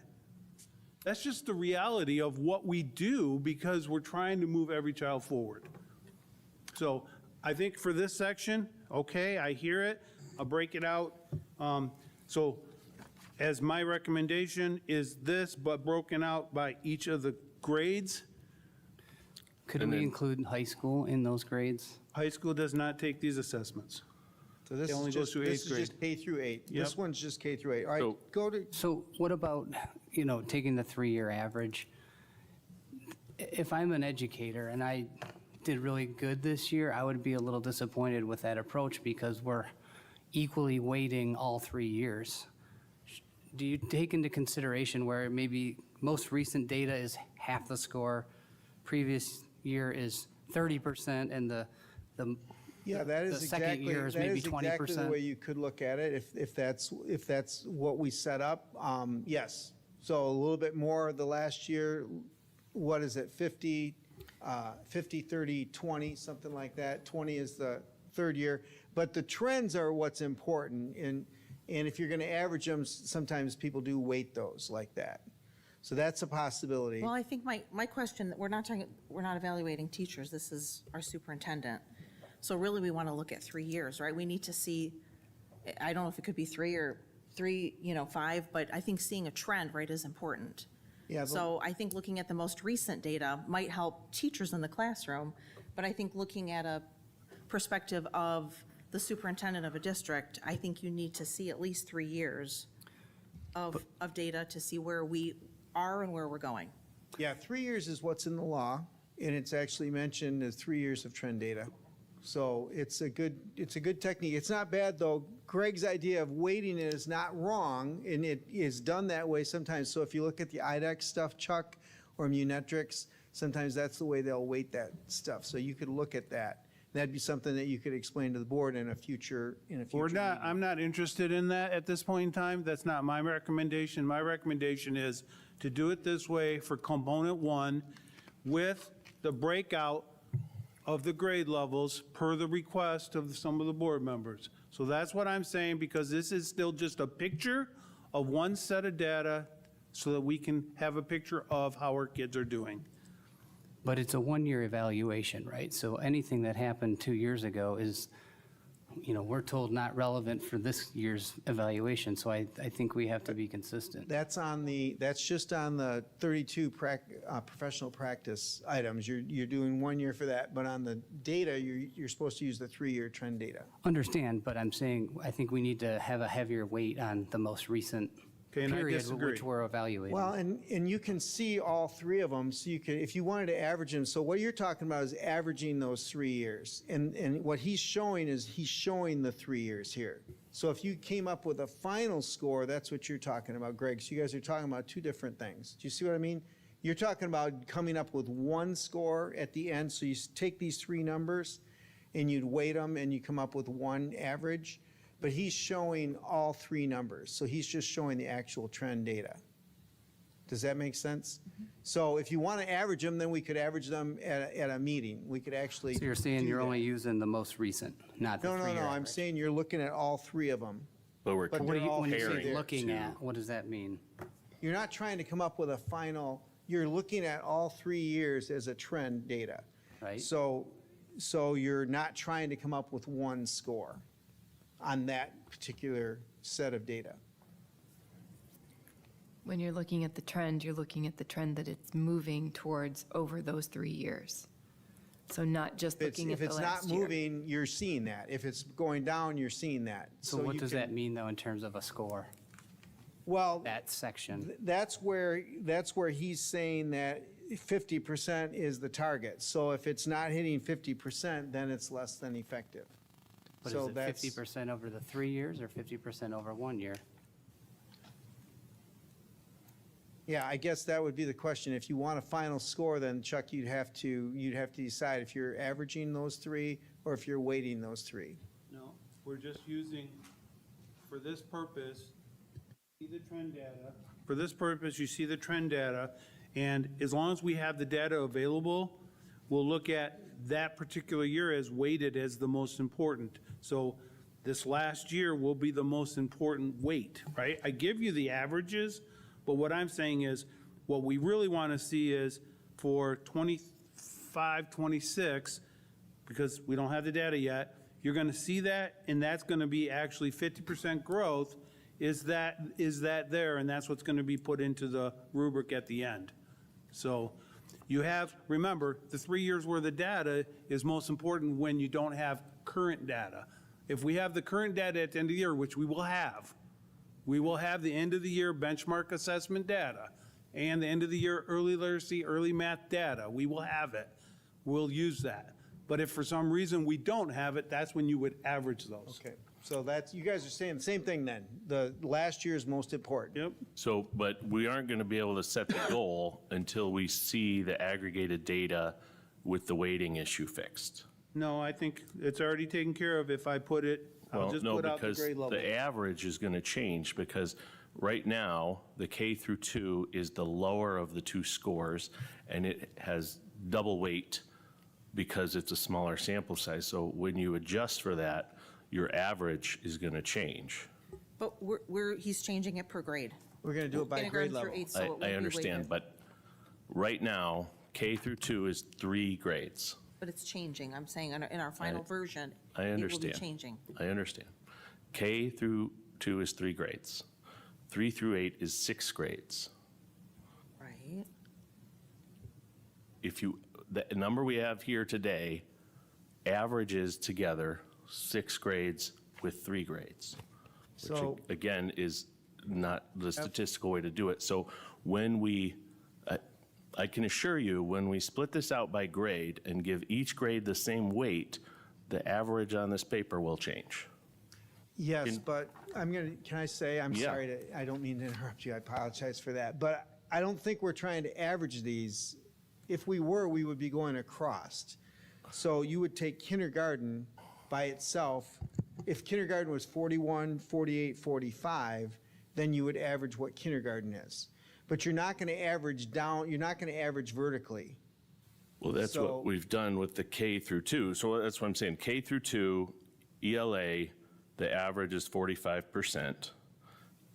3 through 8, ELA, the average is 63%.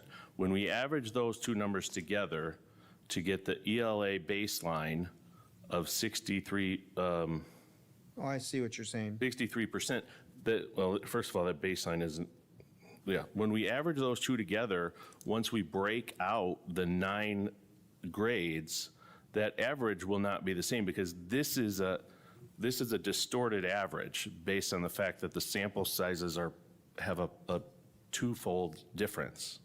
Okay, I agree. It should not be done that way, so it'll be different, it'll be a different look to it.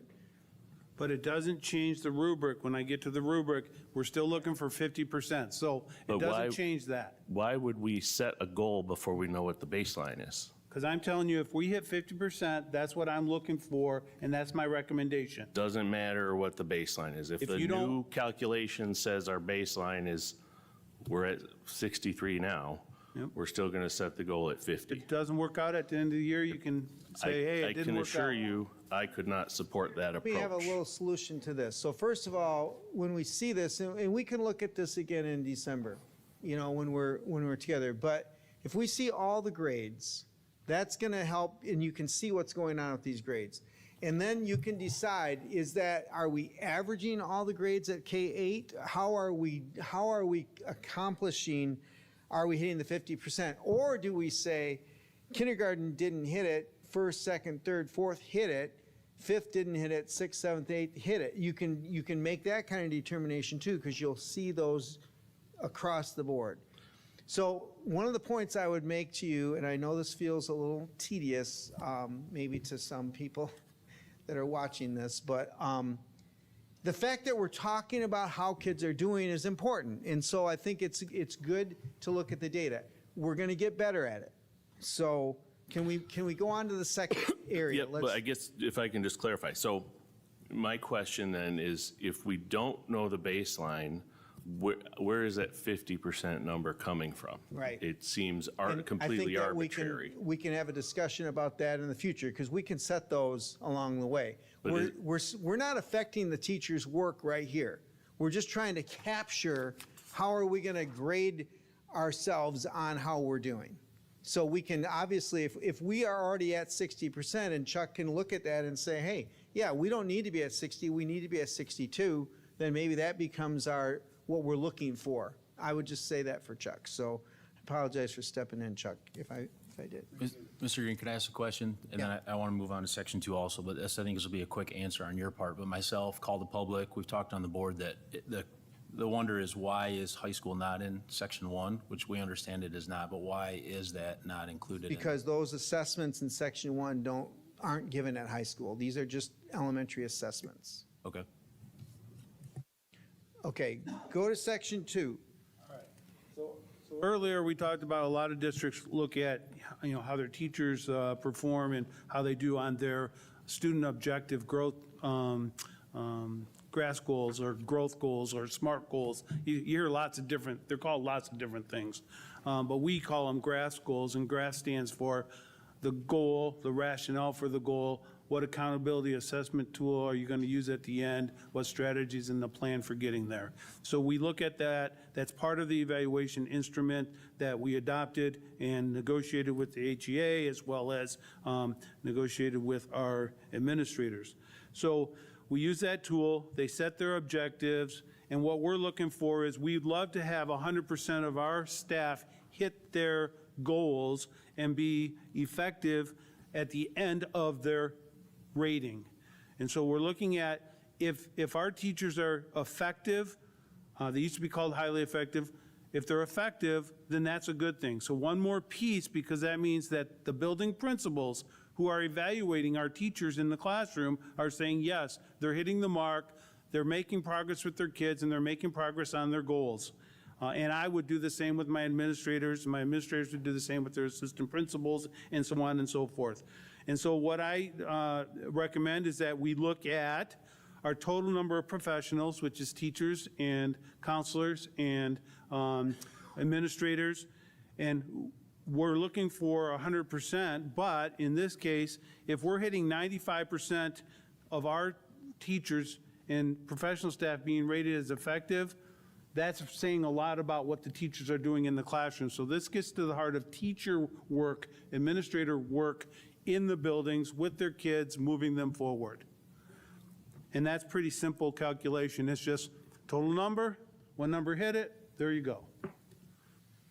Not an average. And the metric is 95%. Correct. So if you reach 95% on this, then that's considered effective. Less than 95% would be developing.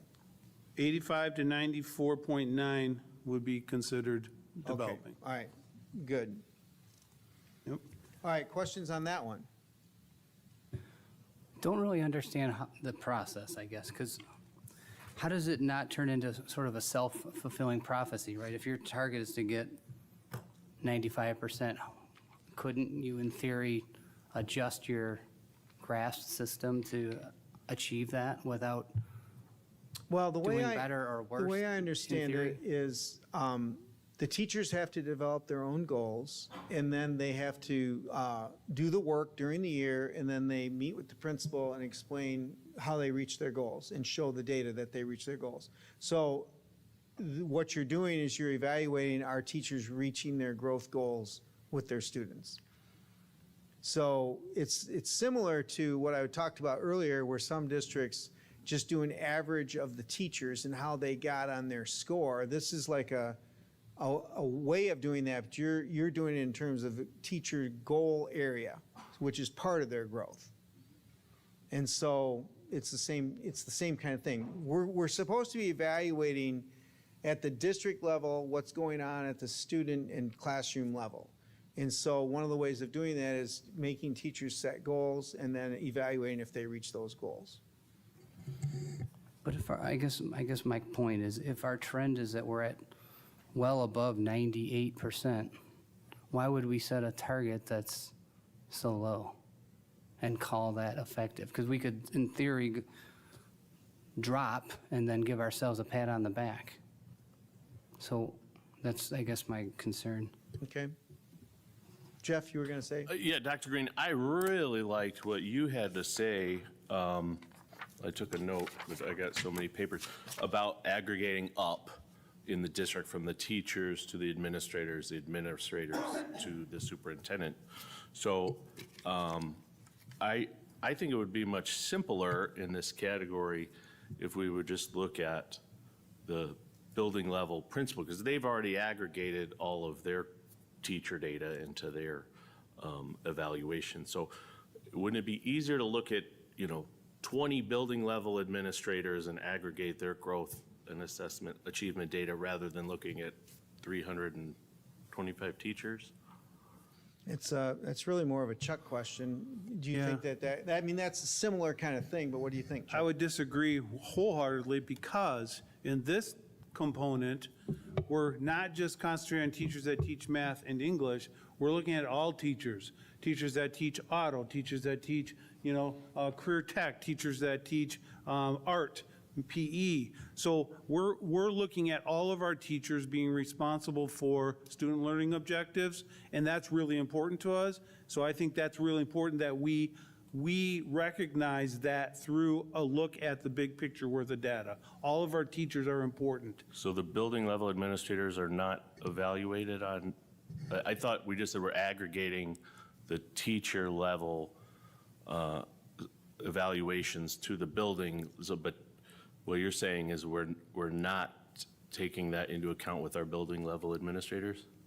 We're putting all of them together, all of our professional staff together. And so, yes, that's part of the process, but again, each and every individual is important in a standalone piece of data. So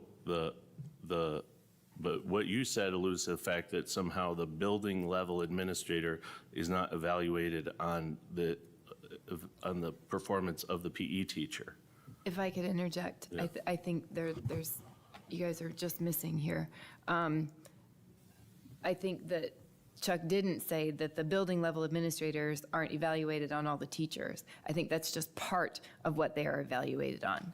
It's not just the teacher part of it. There are other things that they do that they have their own goals for that have nothing to do or less to do with teacher performance.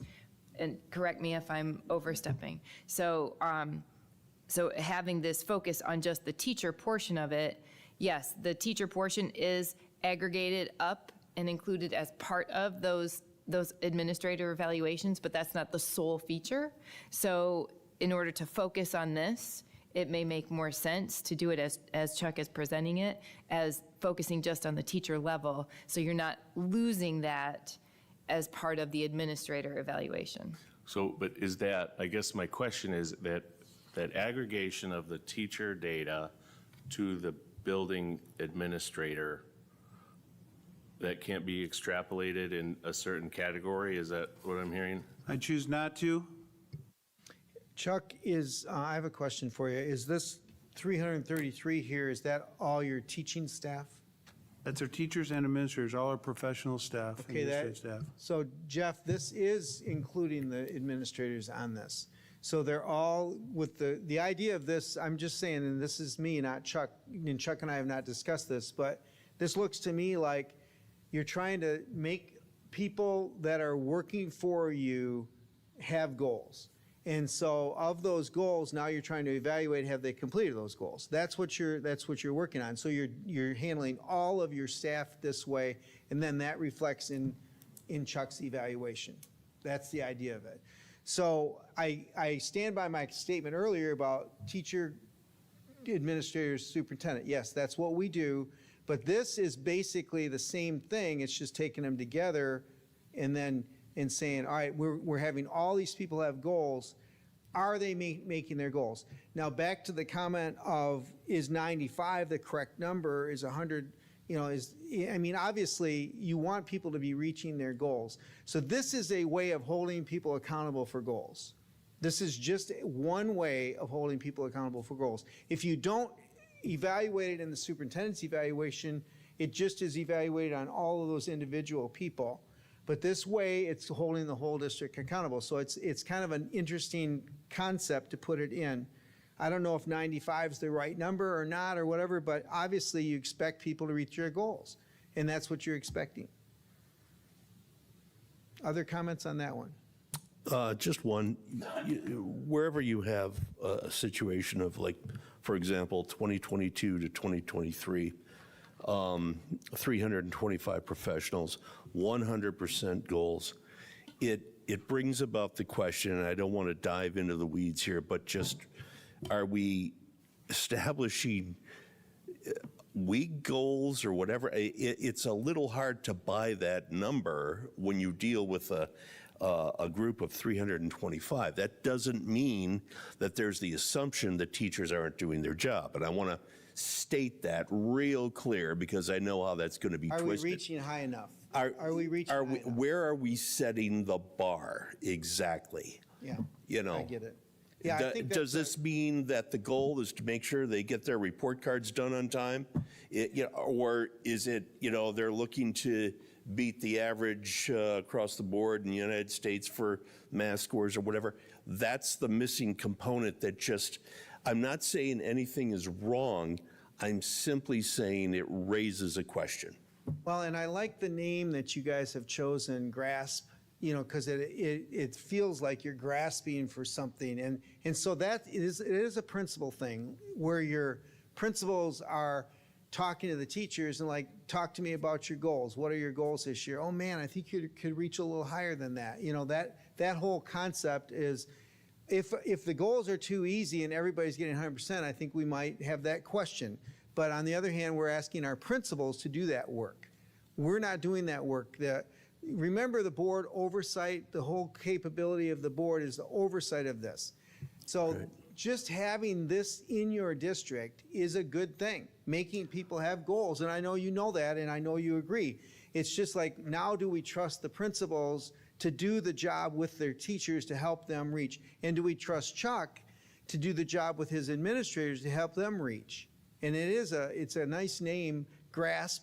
It signifies reaching for goals. So that's how I'd answer that. But I agree with you.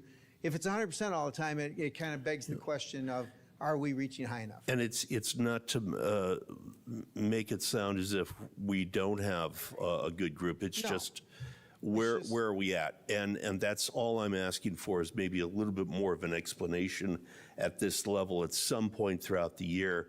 Okay, we've set these goals for teachers. By the way, goals, an example of goals would include this, this, and this. That could absolutely be it. Okay, We great. could absolutely discuss that. And it seems like, based on that conversation, one of the challenges we face is if we're setting our goal as teachers meeting their goals and setting it 95%, and we've got 100, we're never going to raise the bar if we're always trying to hit 100%. It's going to be hard, you know what I mean? It's going to be hard.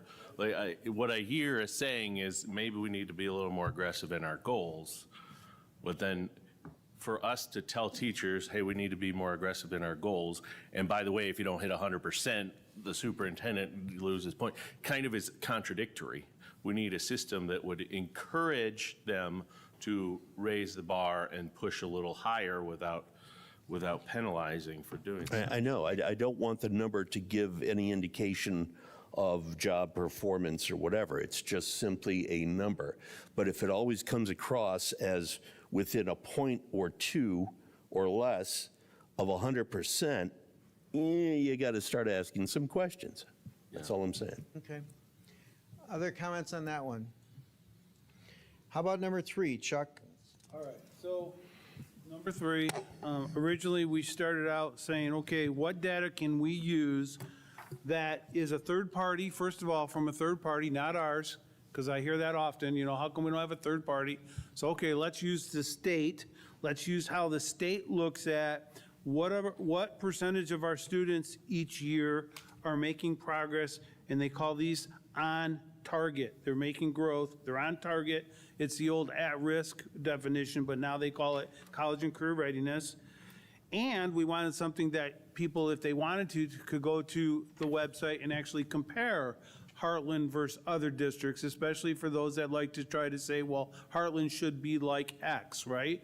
This is data that is specific to every district that you can compare apples to apples on the growth data or those students that are on target towards growth to meet college and career readiness. So what we did is we pulled the data for the last 3 years. You have that data in front of you. We should be getting the 24-25 data here with our report card prior to Christmas break. We get that data. We'll be able to use that data for the 24-25 because often the state is a year behind on the releasing of data. We do have the trend data we can look at, so that's a good thing. So there's good information here on the percentage of our students meeting the expectation. Now, originally, I had said, well, again, go back to this idea that we're not looking to rate the superintendent as super duper something special superintendent. We're rating the superintendent as, is the superintendent effective in leading the district forward? And how do you measure effectiveness? Is it compared to other school districts? Is it compared to what? And the state sets the target rate, right? The state sets that number. And so and a really good conversation with one of our board members recently. We had a conversation in my office about, okay, what if we bump that up a little bit, right? Yeah, I understand effective could be that you hit the minimal mark from the state, but allow me bump it up a little bit. So I did bump that number up from what the state would be expecting us to hit on target for those grades. And so I have captured that on the rubric, which I'll get to in a minute. So I bumped up the ELA number a little bit and bumped up the math number a little bit, so that it wasn't just the baseline number. So in this case, what we would be looking at is taking all of our schools, and this is by school, so it's there, as well as our average for non-alternative ed, as well as all schools. So we have that information available. But looking at that data to ensure that we have students in all of our buildings that are meeting the on target for college and career readiness, right? On target for not being at risk and dropouts from high school. That's the old verbiage. So when you talk about at-risk kids, it's in danger of not graduating. This is those students that are on target, ready to graduate, hopefully by the time they're seniors in high school. And so this is why we use this data. And one of our board members has been adamant that we weight scores. So I did play with a chart. So if you turn to the very back of the packet, I did play. Now here's the other problem with weights. The problem with weighted averages is it is subjective. It's subjective from the perspective of who sets the weights. If somebody sets the weights here or someone sets the weight here, it is subjective based on who sets the mark. So it can be subjective from me saying, here's what I propose, or it could be subjective from somebody else saying, well, I think it should be this. That's a preference, right? It's just a preference. And so we have to be cautious once we set the weights that at least in this model, I've set the weight at, I took all the elementary schools and set them at a weight of 8. So you take 100, you set them a weight.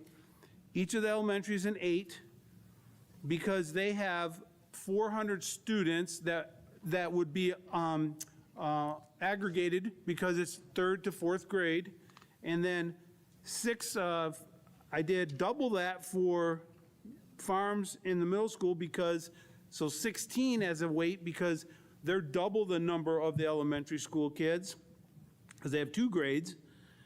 Then I said, okay, we still got to deal with legacy and HVA, and that's a special group of students. We all know that our students struggle sometimes, and so, okay, how much weight are we going to give to that group? And it doesn't mean that we shouldn't weight them high, but I don't think it's fair to the students, I don't think it's fair to the staff, and I don't think it's fair to the district that you set a really high weight for our HVA, and they're smaller numbers too, right? Very small numbers. And then, all right, you want the high school to be weighted a little bit more than everybody else. In this model, the high school is weighted at 30. So the high school be rated at 30.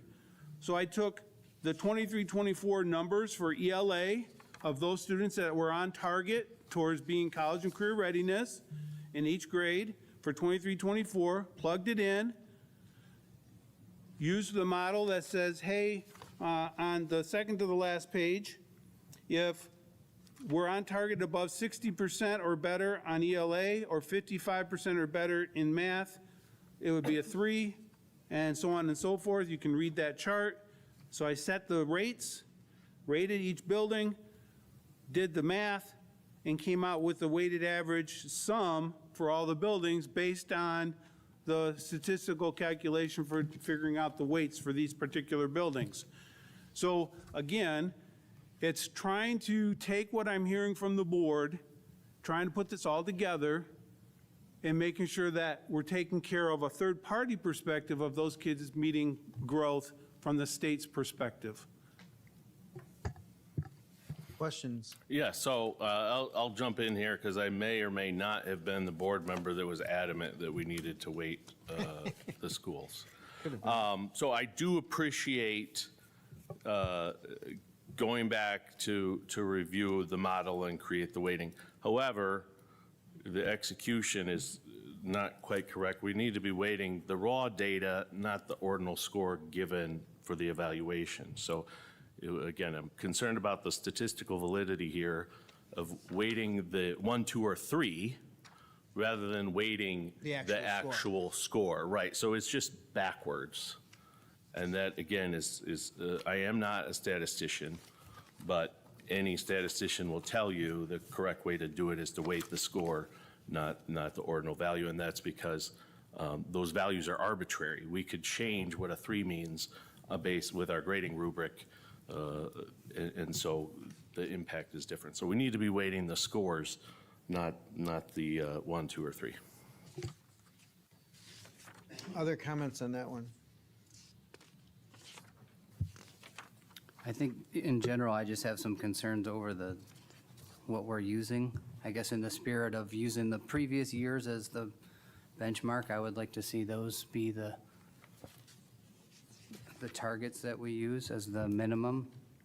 For example, I think we've got, just say Creekside is at 75% for the baseline, but if they hit 60, that would be a 3. I would sort of question if that's an appropriate score for that school. Yeah, how does that work, Chuck? Because it's not really, it's going to be a whole different group because it's a new year. And so where's the metric coming from to compare it? So the 75 is a high score. What's the state say? And that's what you're using as the state, right? Where is that? The state sets your cut score at 57.05%. It's under the section 3, under the first paragraph. The state sets the cut score of on target for your school report card. That's in. 57.05 on target. Okay, so That's that. the and same coming- for every school in the district. Absolutely it is. There's not, yeah. You're absolutely correct. And why is that, Chuck? It's from the state, so they're basically taking your community and you're kind of like your socioeconomic or whatever. So you're 5705. So originally, go ahead. I would say everybody is in the state, the cut line is 5705. Oh, that's everybody. Yeah, it's Yes. everybody in the state. It's not just Hartland. It's not by district. All right, so that's why you upped it for your district. So originally I started at, okay, if you're not looking for a supersonic superintendent, you're looking for an effective superintendent that's at least meeting state expectations, then I started with what the state says you need to hit on the percentage of students on target to be college and career readiness. That's your target. Every school in the state would have, or every district would have the same target. And so you could compare school to school. Okay. And the conversation with the board member is, let's up that a little bit. Now, we can up it here, and in subsequent years, up it more, subsequent years, up it more. Like, we have to start someplace. And what I said to this board member is this: here's the problem. What I'm hearing, unfortunately, is this idea that, well, you shouldn't be taking evidence of effort into consideration. And I would say, no, you should always take evidence of effort, because you never know what's going to happen. You could have unfortunately, a COVID year, or you could have something happen that you have to look at evidence of effort to say, well, these things happened, or this happened, or we had X going on over here. And so you have to be able to have that conversation at the evaluation time, when we have my evaluation, where the board can say, okay, yeah, this is what the number on the rubric indicates, but no, we're not happy with that. We're going to up it a little bit. Or they might even say, no, we're not happy with that. We're going to lower it a little bit. But that's okay. That's the board's prerogative. Right. So the 5705, so what did you up it to? 60. 60. Yep, just to start. And is that on here somewhere? Yes, it's on the second to last page, Area 3A, MDE ELA Growth Index score. A 60% plus would be effective. A 35 to 59.99 would be a developing, and anything lower than 34.99 would be needs support, like you're in trouble. And then math, their cut score, the state cut score is 35.99, what is it, 35.8. And so I made the math cut score 55. Again, this is, anytime you're doing this, you're being arbitrary, you're just setting a number. So if our kids, if we hit 55% or better, it would be a 3, and so on and so forth.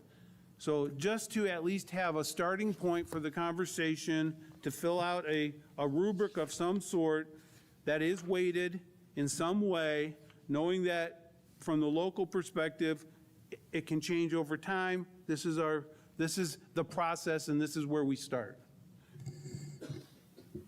So maybe I'll ask a question. Is it our intent to pass this tonight, or are we getting, because how can we pass, I guess we don't have the weighted averages that are going to be used for the final version, which means we don't know what our baseline is. So I don't know how we can set an arbitrary target on our growth rubric without knowing what the baseline is.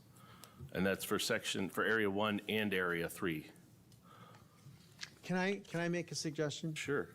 I do think you should pass it tonight, but it should be adjusted. It should be a work in progress. And I think there's a few suggestions that have been made tonight that can easily be incorporated in. But you need to give the superintendent some direction of what to work on. Does that make sense? These kinds of things are hard work. And even the comment, Jeff, you just made about using the raw data instead of the ordinal data, I think that's a fair statement. I don't think that's hard to incorporate. Chuck might just disagree with me a little bit, but I think if we had that direction, like, yeah, we're going to use this type of thing, how do we make it work better? I like the idea of upping the state numbers a little bit, 60, and I think 55 sounds a little high, but your own scores probably indicate that 55 might be appropriate. But I agree with what Chuck said earlier about you've got to start. If you don't start with this type of stuff, you're going to always be paralyzed. So I think the suggestions that have been made by board members tonight are fine, and we could work our way through that. I don't think it's going to change the end result, because the work is going on right now. We are not doing the work. We're just trying to capture what the teachers are doing. So then, and obviously the goals, like you said, well, we should set a goal. Yeah, I think the idea of 60 and 55, those are good targets. And so the idea of a rubric at the end, so I do like this. And this is more than, let me just say, this is more than any district that I have done is doing. Can I say that? Now, that doesn't mean anything to anybody, because you're your own district and we want to be the best, right? But this is hard work, and you're doing a great job with it, and Chuck has done a lot. But to actually have a rubric of how this works, and that could be adjusted as we go. Let's say we do this all year and we get at the end and it's like, man, he really hit this too easy. We need to make it a little harder. We need to set the goal a little further. So then we up the rubric a little bit. We change it a little bit. But I do think that I think you should pass it with the idea that some minor adjustments can be made, but giving Chuck the direction to do this work. That's what I'm saying, Jeff. So, so it'd be fair to say that if we, like on area 1, I did the napkin math. We had 54% for ELA. When we correctly weight it, that will adjust to 57%. We had 63 for ELA, I'm sorry, 63% for math. When we change the adjustments, that'll go up 2 or 3 points. Yeah, those kinds of changes, I think that's what I'm talking about. That's what I'd like to do. And I would like to reflect that tonight, or you're saying like, hey, when he comes back with this adjusted based on discussion, then maybe we'll say, hey, your baseline went up 3%, so let's raise the goal 3%.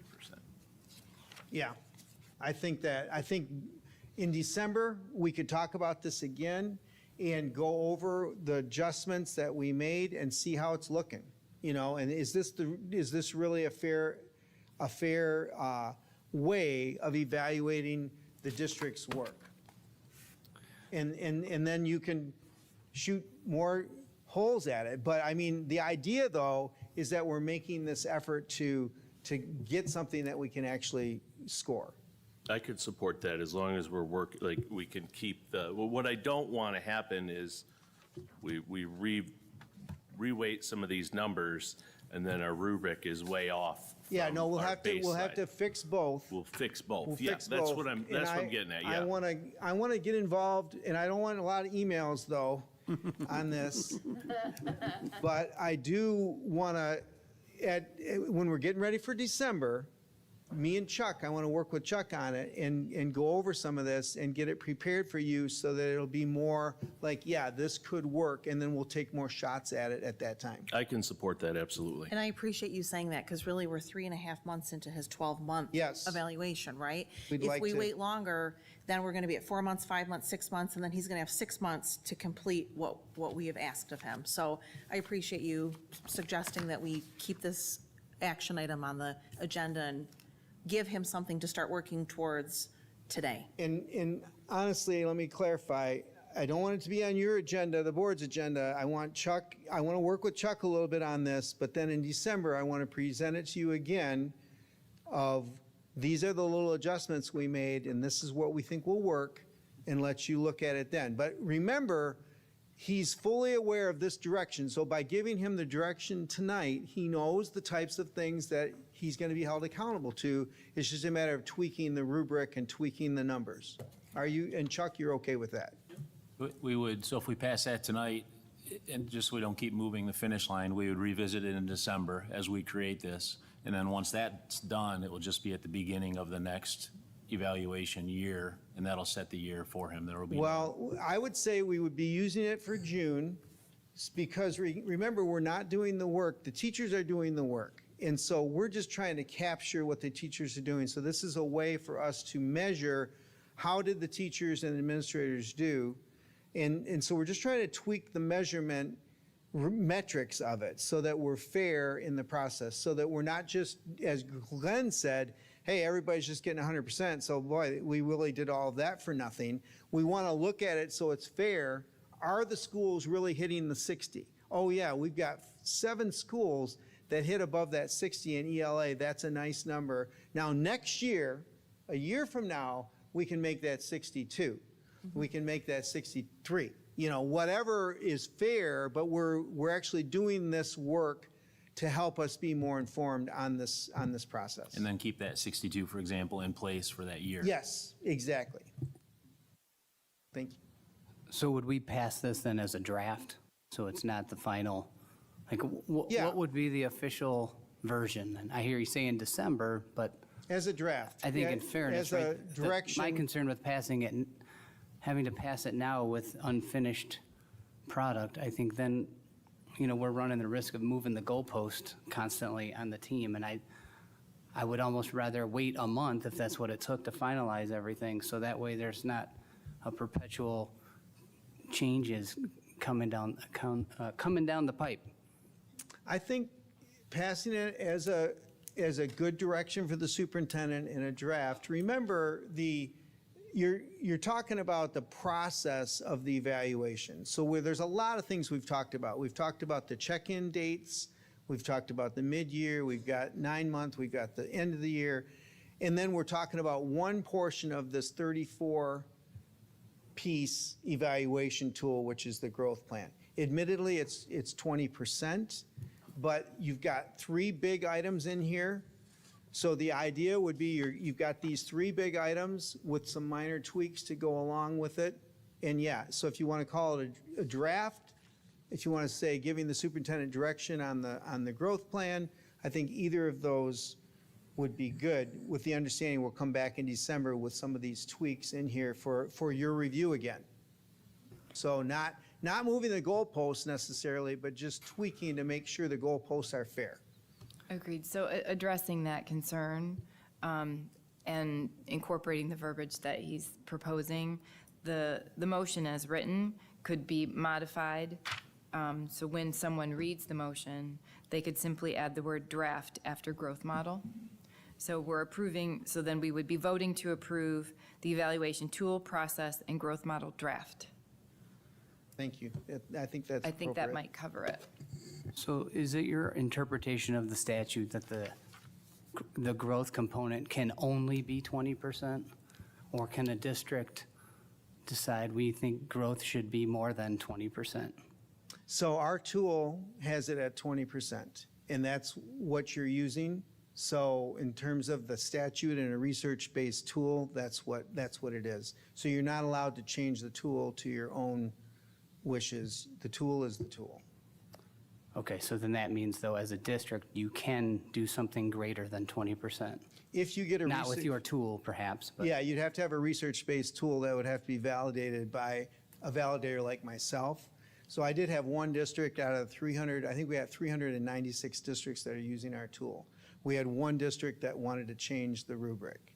And so I was tasked with working with that district, working on changes, and then validating it. And so I did that. So out of 396 districts, we had one district that is using their own MASB tool. But now when the tool got changed again, then they went back to using our tool. So yeah, you're supposed to use a research-based tool. You're not supposed to be able to just make up your own stuff. So the answer is 20% is what the law says, and that's what we put in the tool. Okay, so then if we don't agree with the consensus portion that we discussed earlier, then I guess would we be cementing that in today if we adopted it? Yeah, it's as I said to you before, when we're in closed session, we are going to work on consensus. So what is consensus to people? Some people think it's, a score you can live with. Can we all live with this? And other people say, hey, you should weight that a little bit more, or you should give me more credit because I'm talking more, or whatever the whole thing is. The bottom line is the board has to basically come to a decision in really the decision's in open session, but in closed session they are trying to come up with a score people can live with. So I have seen that change to, like you say, 2.5, somebody will say, you know what, I think 2.5 is fair on that, I'm going to go along with that. And so by consensus, we're talking that through. So in my mind, it's done in closed session. Do people average? I don't think very many do. And if they do, then they end up averaging and rounding. So the tool, again, only uses 3, 2.5, 2, 1.5, and 1. You cannot use 2.76, for example. And so as people average, when they put in numbers that are less than halves, again, we say that it affects the reliability of the tool. And therefore, if it's a research-based tool, it has to have validity and reliability in there, and that's why those rules are in there. So I guess I would say that you're kind of trusting yourselves and the facilitator in the work that you're going to do in closed session to come up with a score that is fair for the board and what the board wants. And so another way I will say it is if we go around the room, we got 3, 3, 3, 2, 2, 2.5, 1.5, we're going to discuss it. We're going to discuss why the 1.5, why the 2, why the 2.5. And then you're going to come up with, and somebody's going to say, hey, and based on that, I'm going to change my score to 2.5. Or based on that, I'm going to put my score to a 3. So it's all about discussion. Honestly, that's the whole thing. It's not about just averaging. So that's my answer. I'm sorry it was a long answer. But I'm doing it with a smile. So Go ahead, Mr. Scott. it sounds like the plan is then, hopefully this gets approved as a draft, we'll engage you to assist you to help with Mr. Hughes to kind of finalize a final version for December. Could we also get, I really like the formulas and the metrics. Could we get the same for our strategic plan academic goal? We have a goal of 3% student growth, or I'm sorry, 3% achievement increase, and some blurry metrics there. Could we engage you to assist kind of finalize what that calculation looks like too? What I really want to avoid is 7 people in closed session in June arguing over what 3% is. Okay. Is it 3% of this or this or this? So I'm sure I would- Chuck would be happy to have me help. Actually, I wouldn't, actually, to be honest with you, because I think what happens is, That was humor. at the end of the day, the board goes in and has a conversation, and that conversation leads to a rating. And it doesn't always have to be from a number chart. It doesn't always have to be from, it is how we feel things have happened, how we feel things have gone. And unfortunately, what happens is, in my opinion, what happened last time. I had my rights violated by the way it was done, evaluation was done last year. We all know that. That was wrong. Should never happened in this room in front of everybody. And so I'd rather the conversation be very clear, and then people make up their mind. It's subjective. There's some subjectivity there. And when you try to script it out to say, hey, you didn't hit this mark specifically, gotcha, we already know about that conversation, and I've had that conversation too many times. And I don't think it's right for the superintendent to go in a room with, I got you because you didn't hit this mark. And that's ridiculous. That's my opinion, so I'm not interested in it. But so the then- board can do what it wants.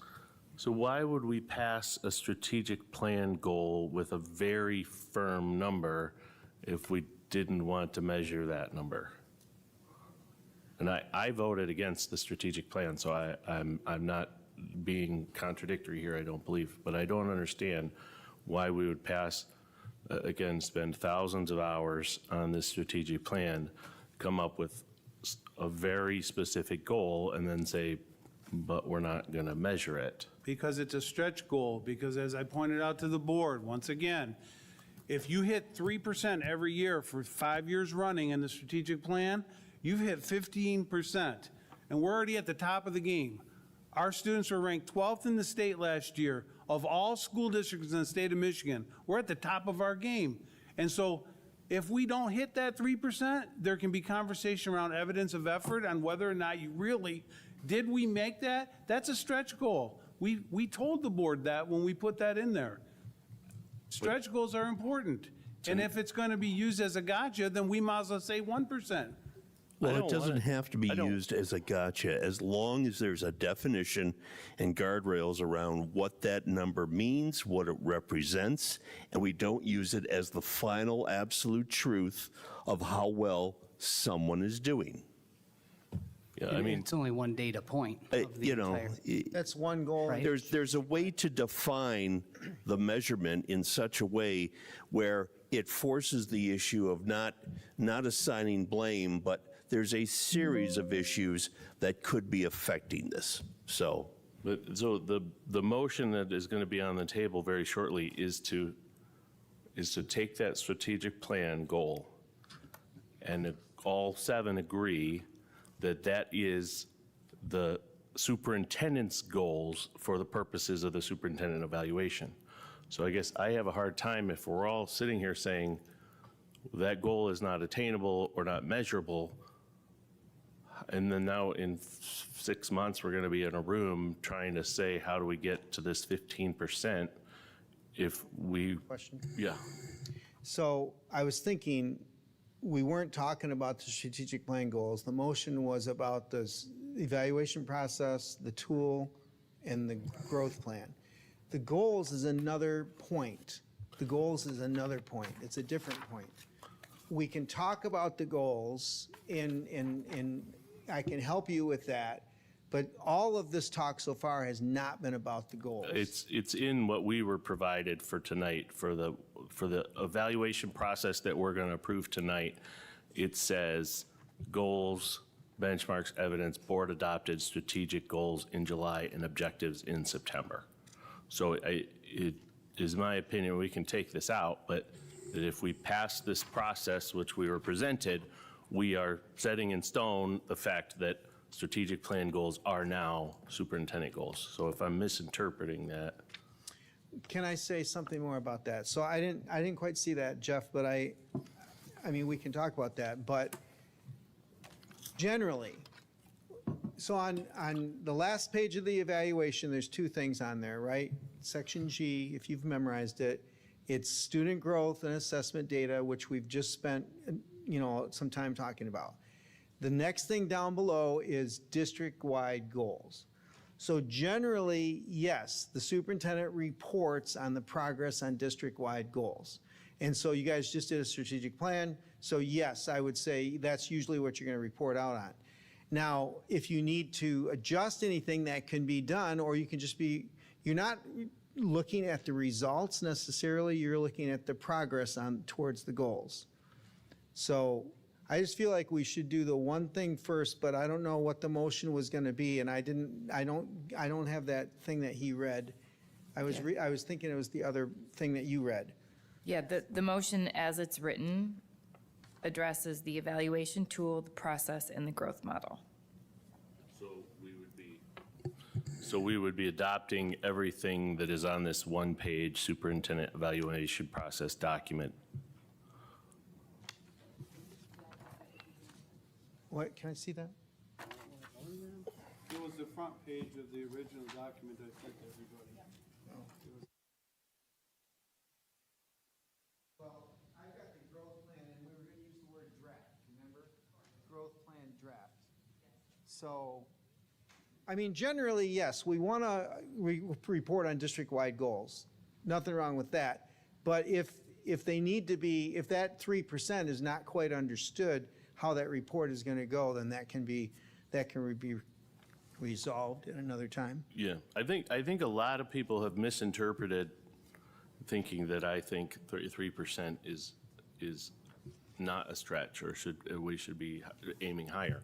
I am of the position that if we don't have a benchmark to know what it means, then there would be no way to interpret what it means. So I just think if we've spent all the time and effort and all the taxpayers' dollars and time to say, this is what is most important to us as a district, it's our duty and our responsibility to then report back to our community on whether that was achieved or not and what that looks like. So maybe that's part of the evaluation, maybe it's separate, but to just set a goal and a strategic plan and never say how we're gonna measure it,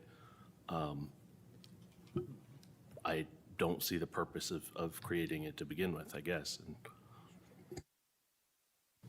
I have a comment or a question, I guess, and it's a little bit off topic, but it was brought up, so I just want to clarify for the record.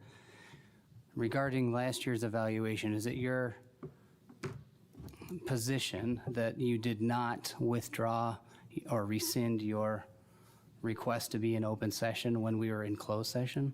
I did not. That's your recollection? Yeah. And so even though we were with an MASB member walking us through this process, you don't recall him asking you that question? I don't, but it doesn't really matter because it's a long time. Well, it's important because if there's concerns that affect the district financially because someone's claiming wrongful. I think statute of limitations on open meeting act violations is already gone. Yeah, it's probably passed, but I would just comment on that the MASB, I think, representative should have explained better about what the process was and what Mr. Hughes' rights were, but I think we're clear on what that is, and I will help you with that going forward, so I don't think we have to worry about that in the past. I'm sorry that happened, if anyone was uncomfortable with that. I don't know who was here, but they're on my list. I'd like to follow up real quick. Mr. Scott, to your point, let's figure out what that 3% means in the next 4 weeks. Then there's no confusion. It's fair to you on the eval. It's fair to the board to understand what's expected to us to rate as we go into that, and that the residents of the district will know that it was done fairly and appropriately based on the 3%, the intent for that. Let's keep that on the list. Okay, thank you, Dr. Green, for leading us through that. Thank you, Chuck, for going through the process. We have next up on the agenda, item 3A, Superintendent Evaluation Process Adoption. I move that the Board of Education, upon the recommendation of the Board President, adopts the MASB Superintendent Evaluation Tool, Process, and Growth Model Draft as presented by Superintendent Hughes. Second. Okay, motion by Mrs. Shaw, supported by Mrs. Custodio. Is there any additional discussion? I just want to say a big thank you to Dr. Green and Mr. Hughes for all the time and effort put into this.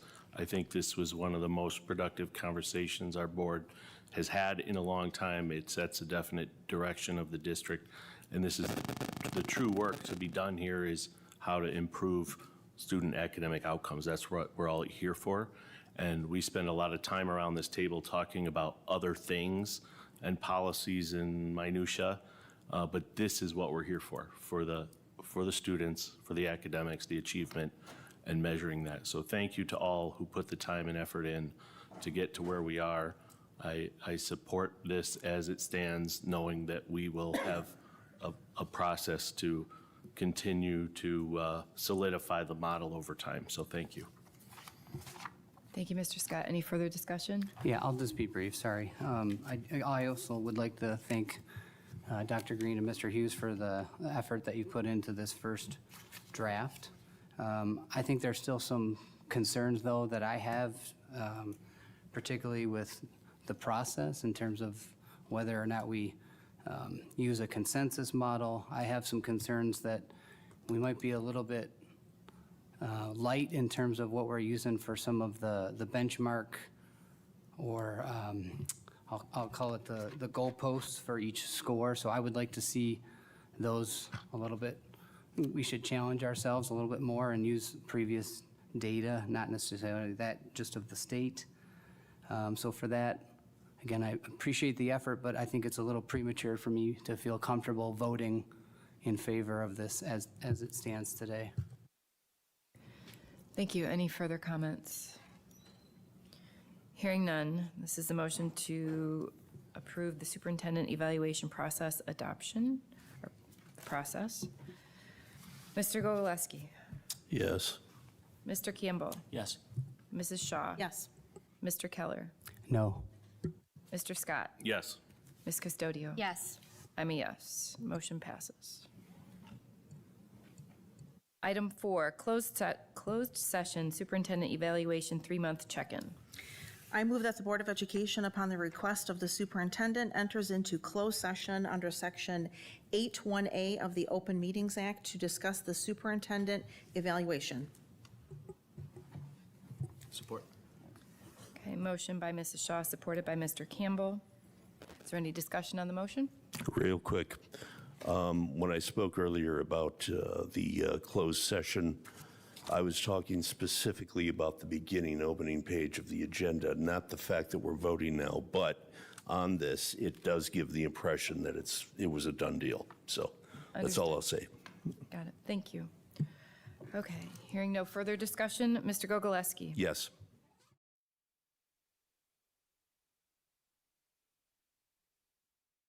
Yes.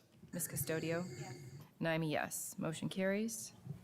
President Coleman, since we're not coming back to do any other business other than to close down the meeting, I'd like to have Mr. Usher be able to close down and Deputy Stocker to be able to go home.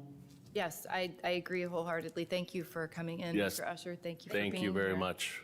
So before we walk out of the room, I'll just say that our next meeting is in this room 1 week from today, October 20th at 6:30. That was the only other business that we would take care of after the closed session, besides adjourning. So, all right, we're good. We'll take just a few-minute recess and make our way to the conference room. We'll be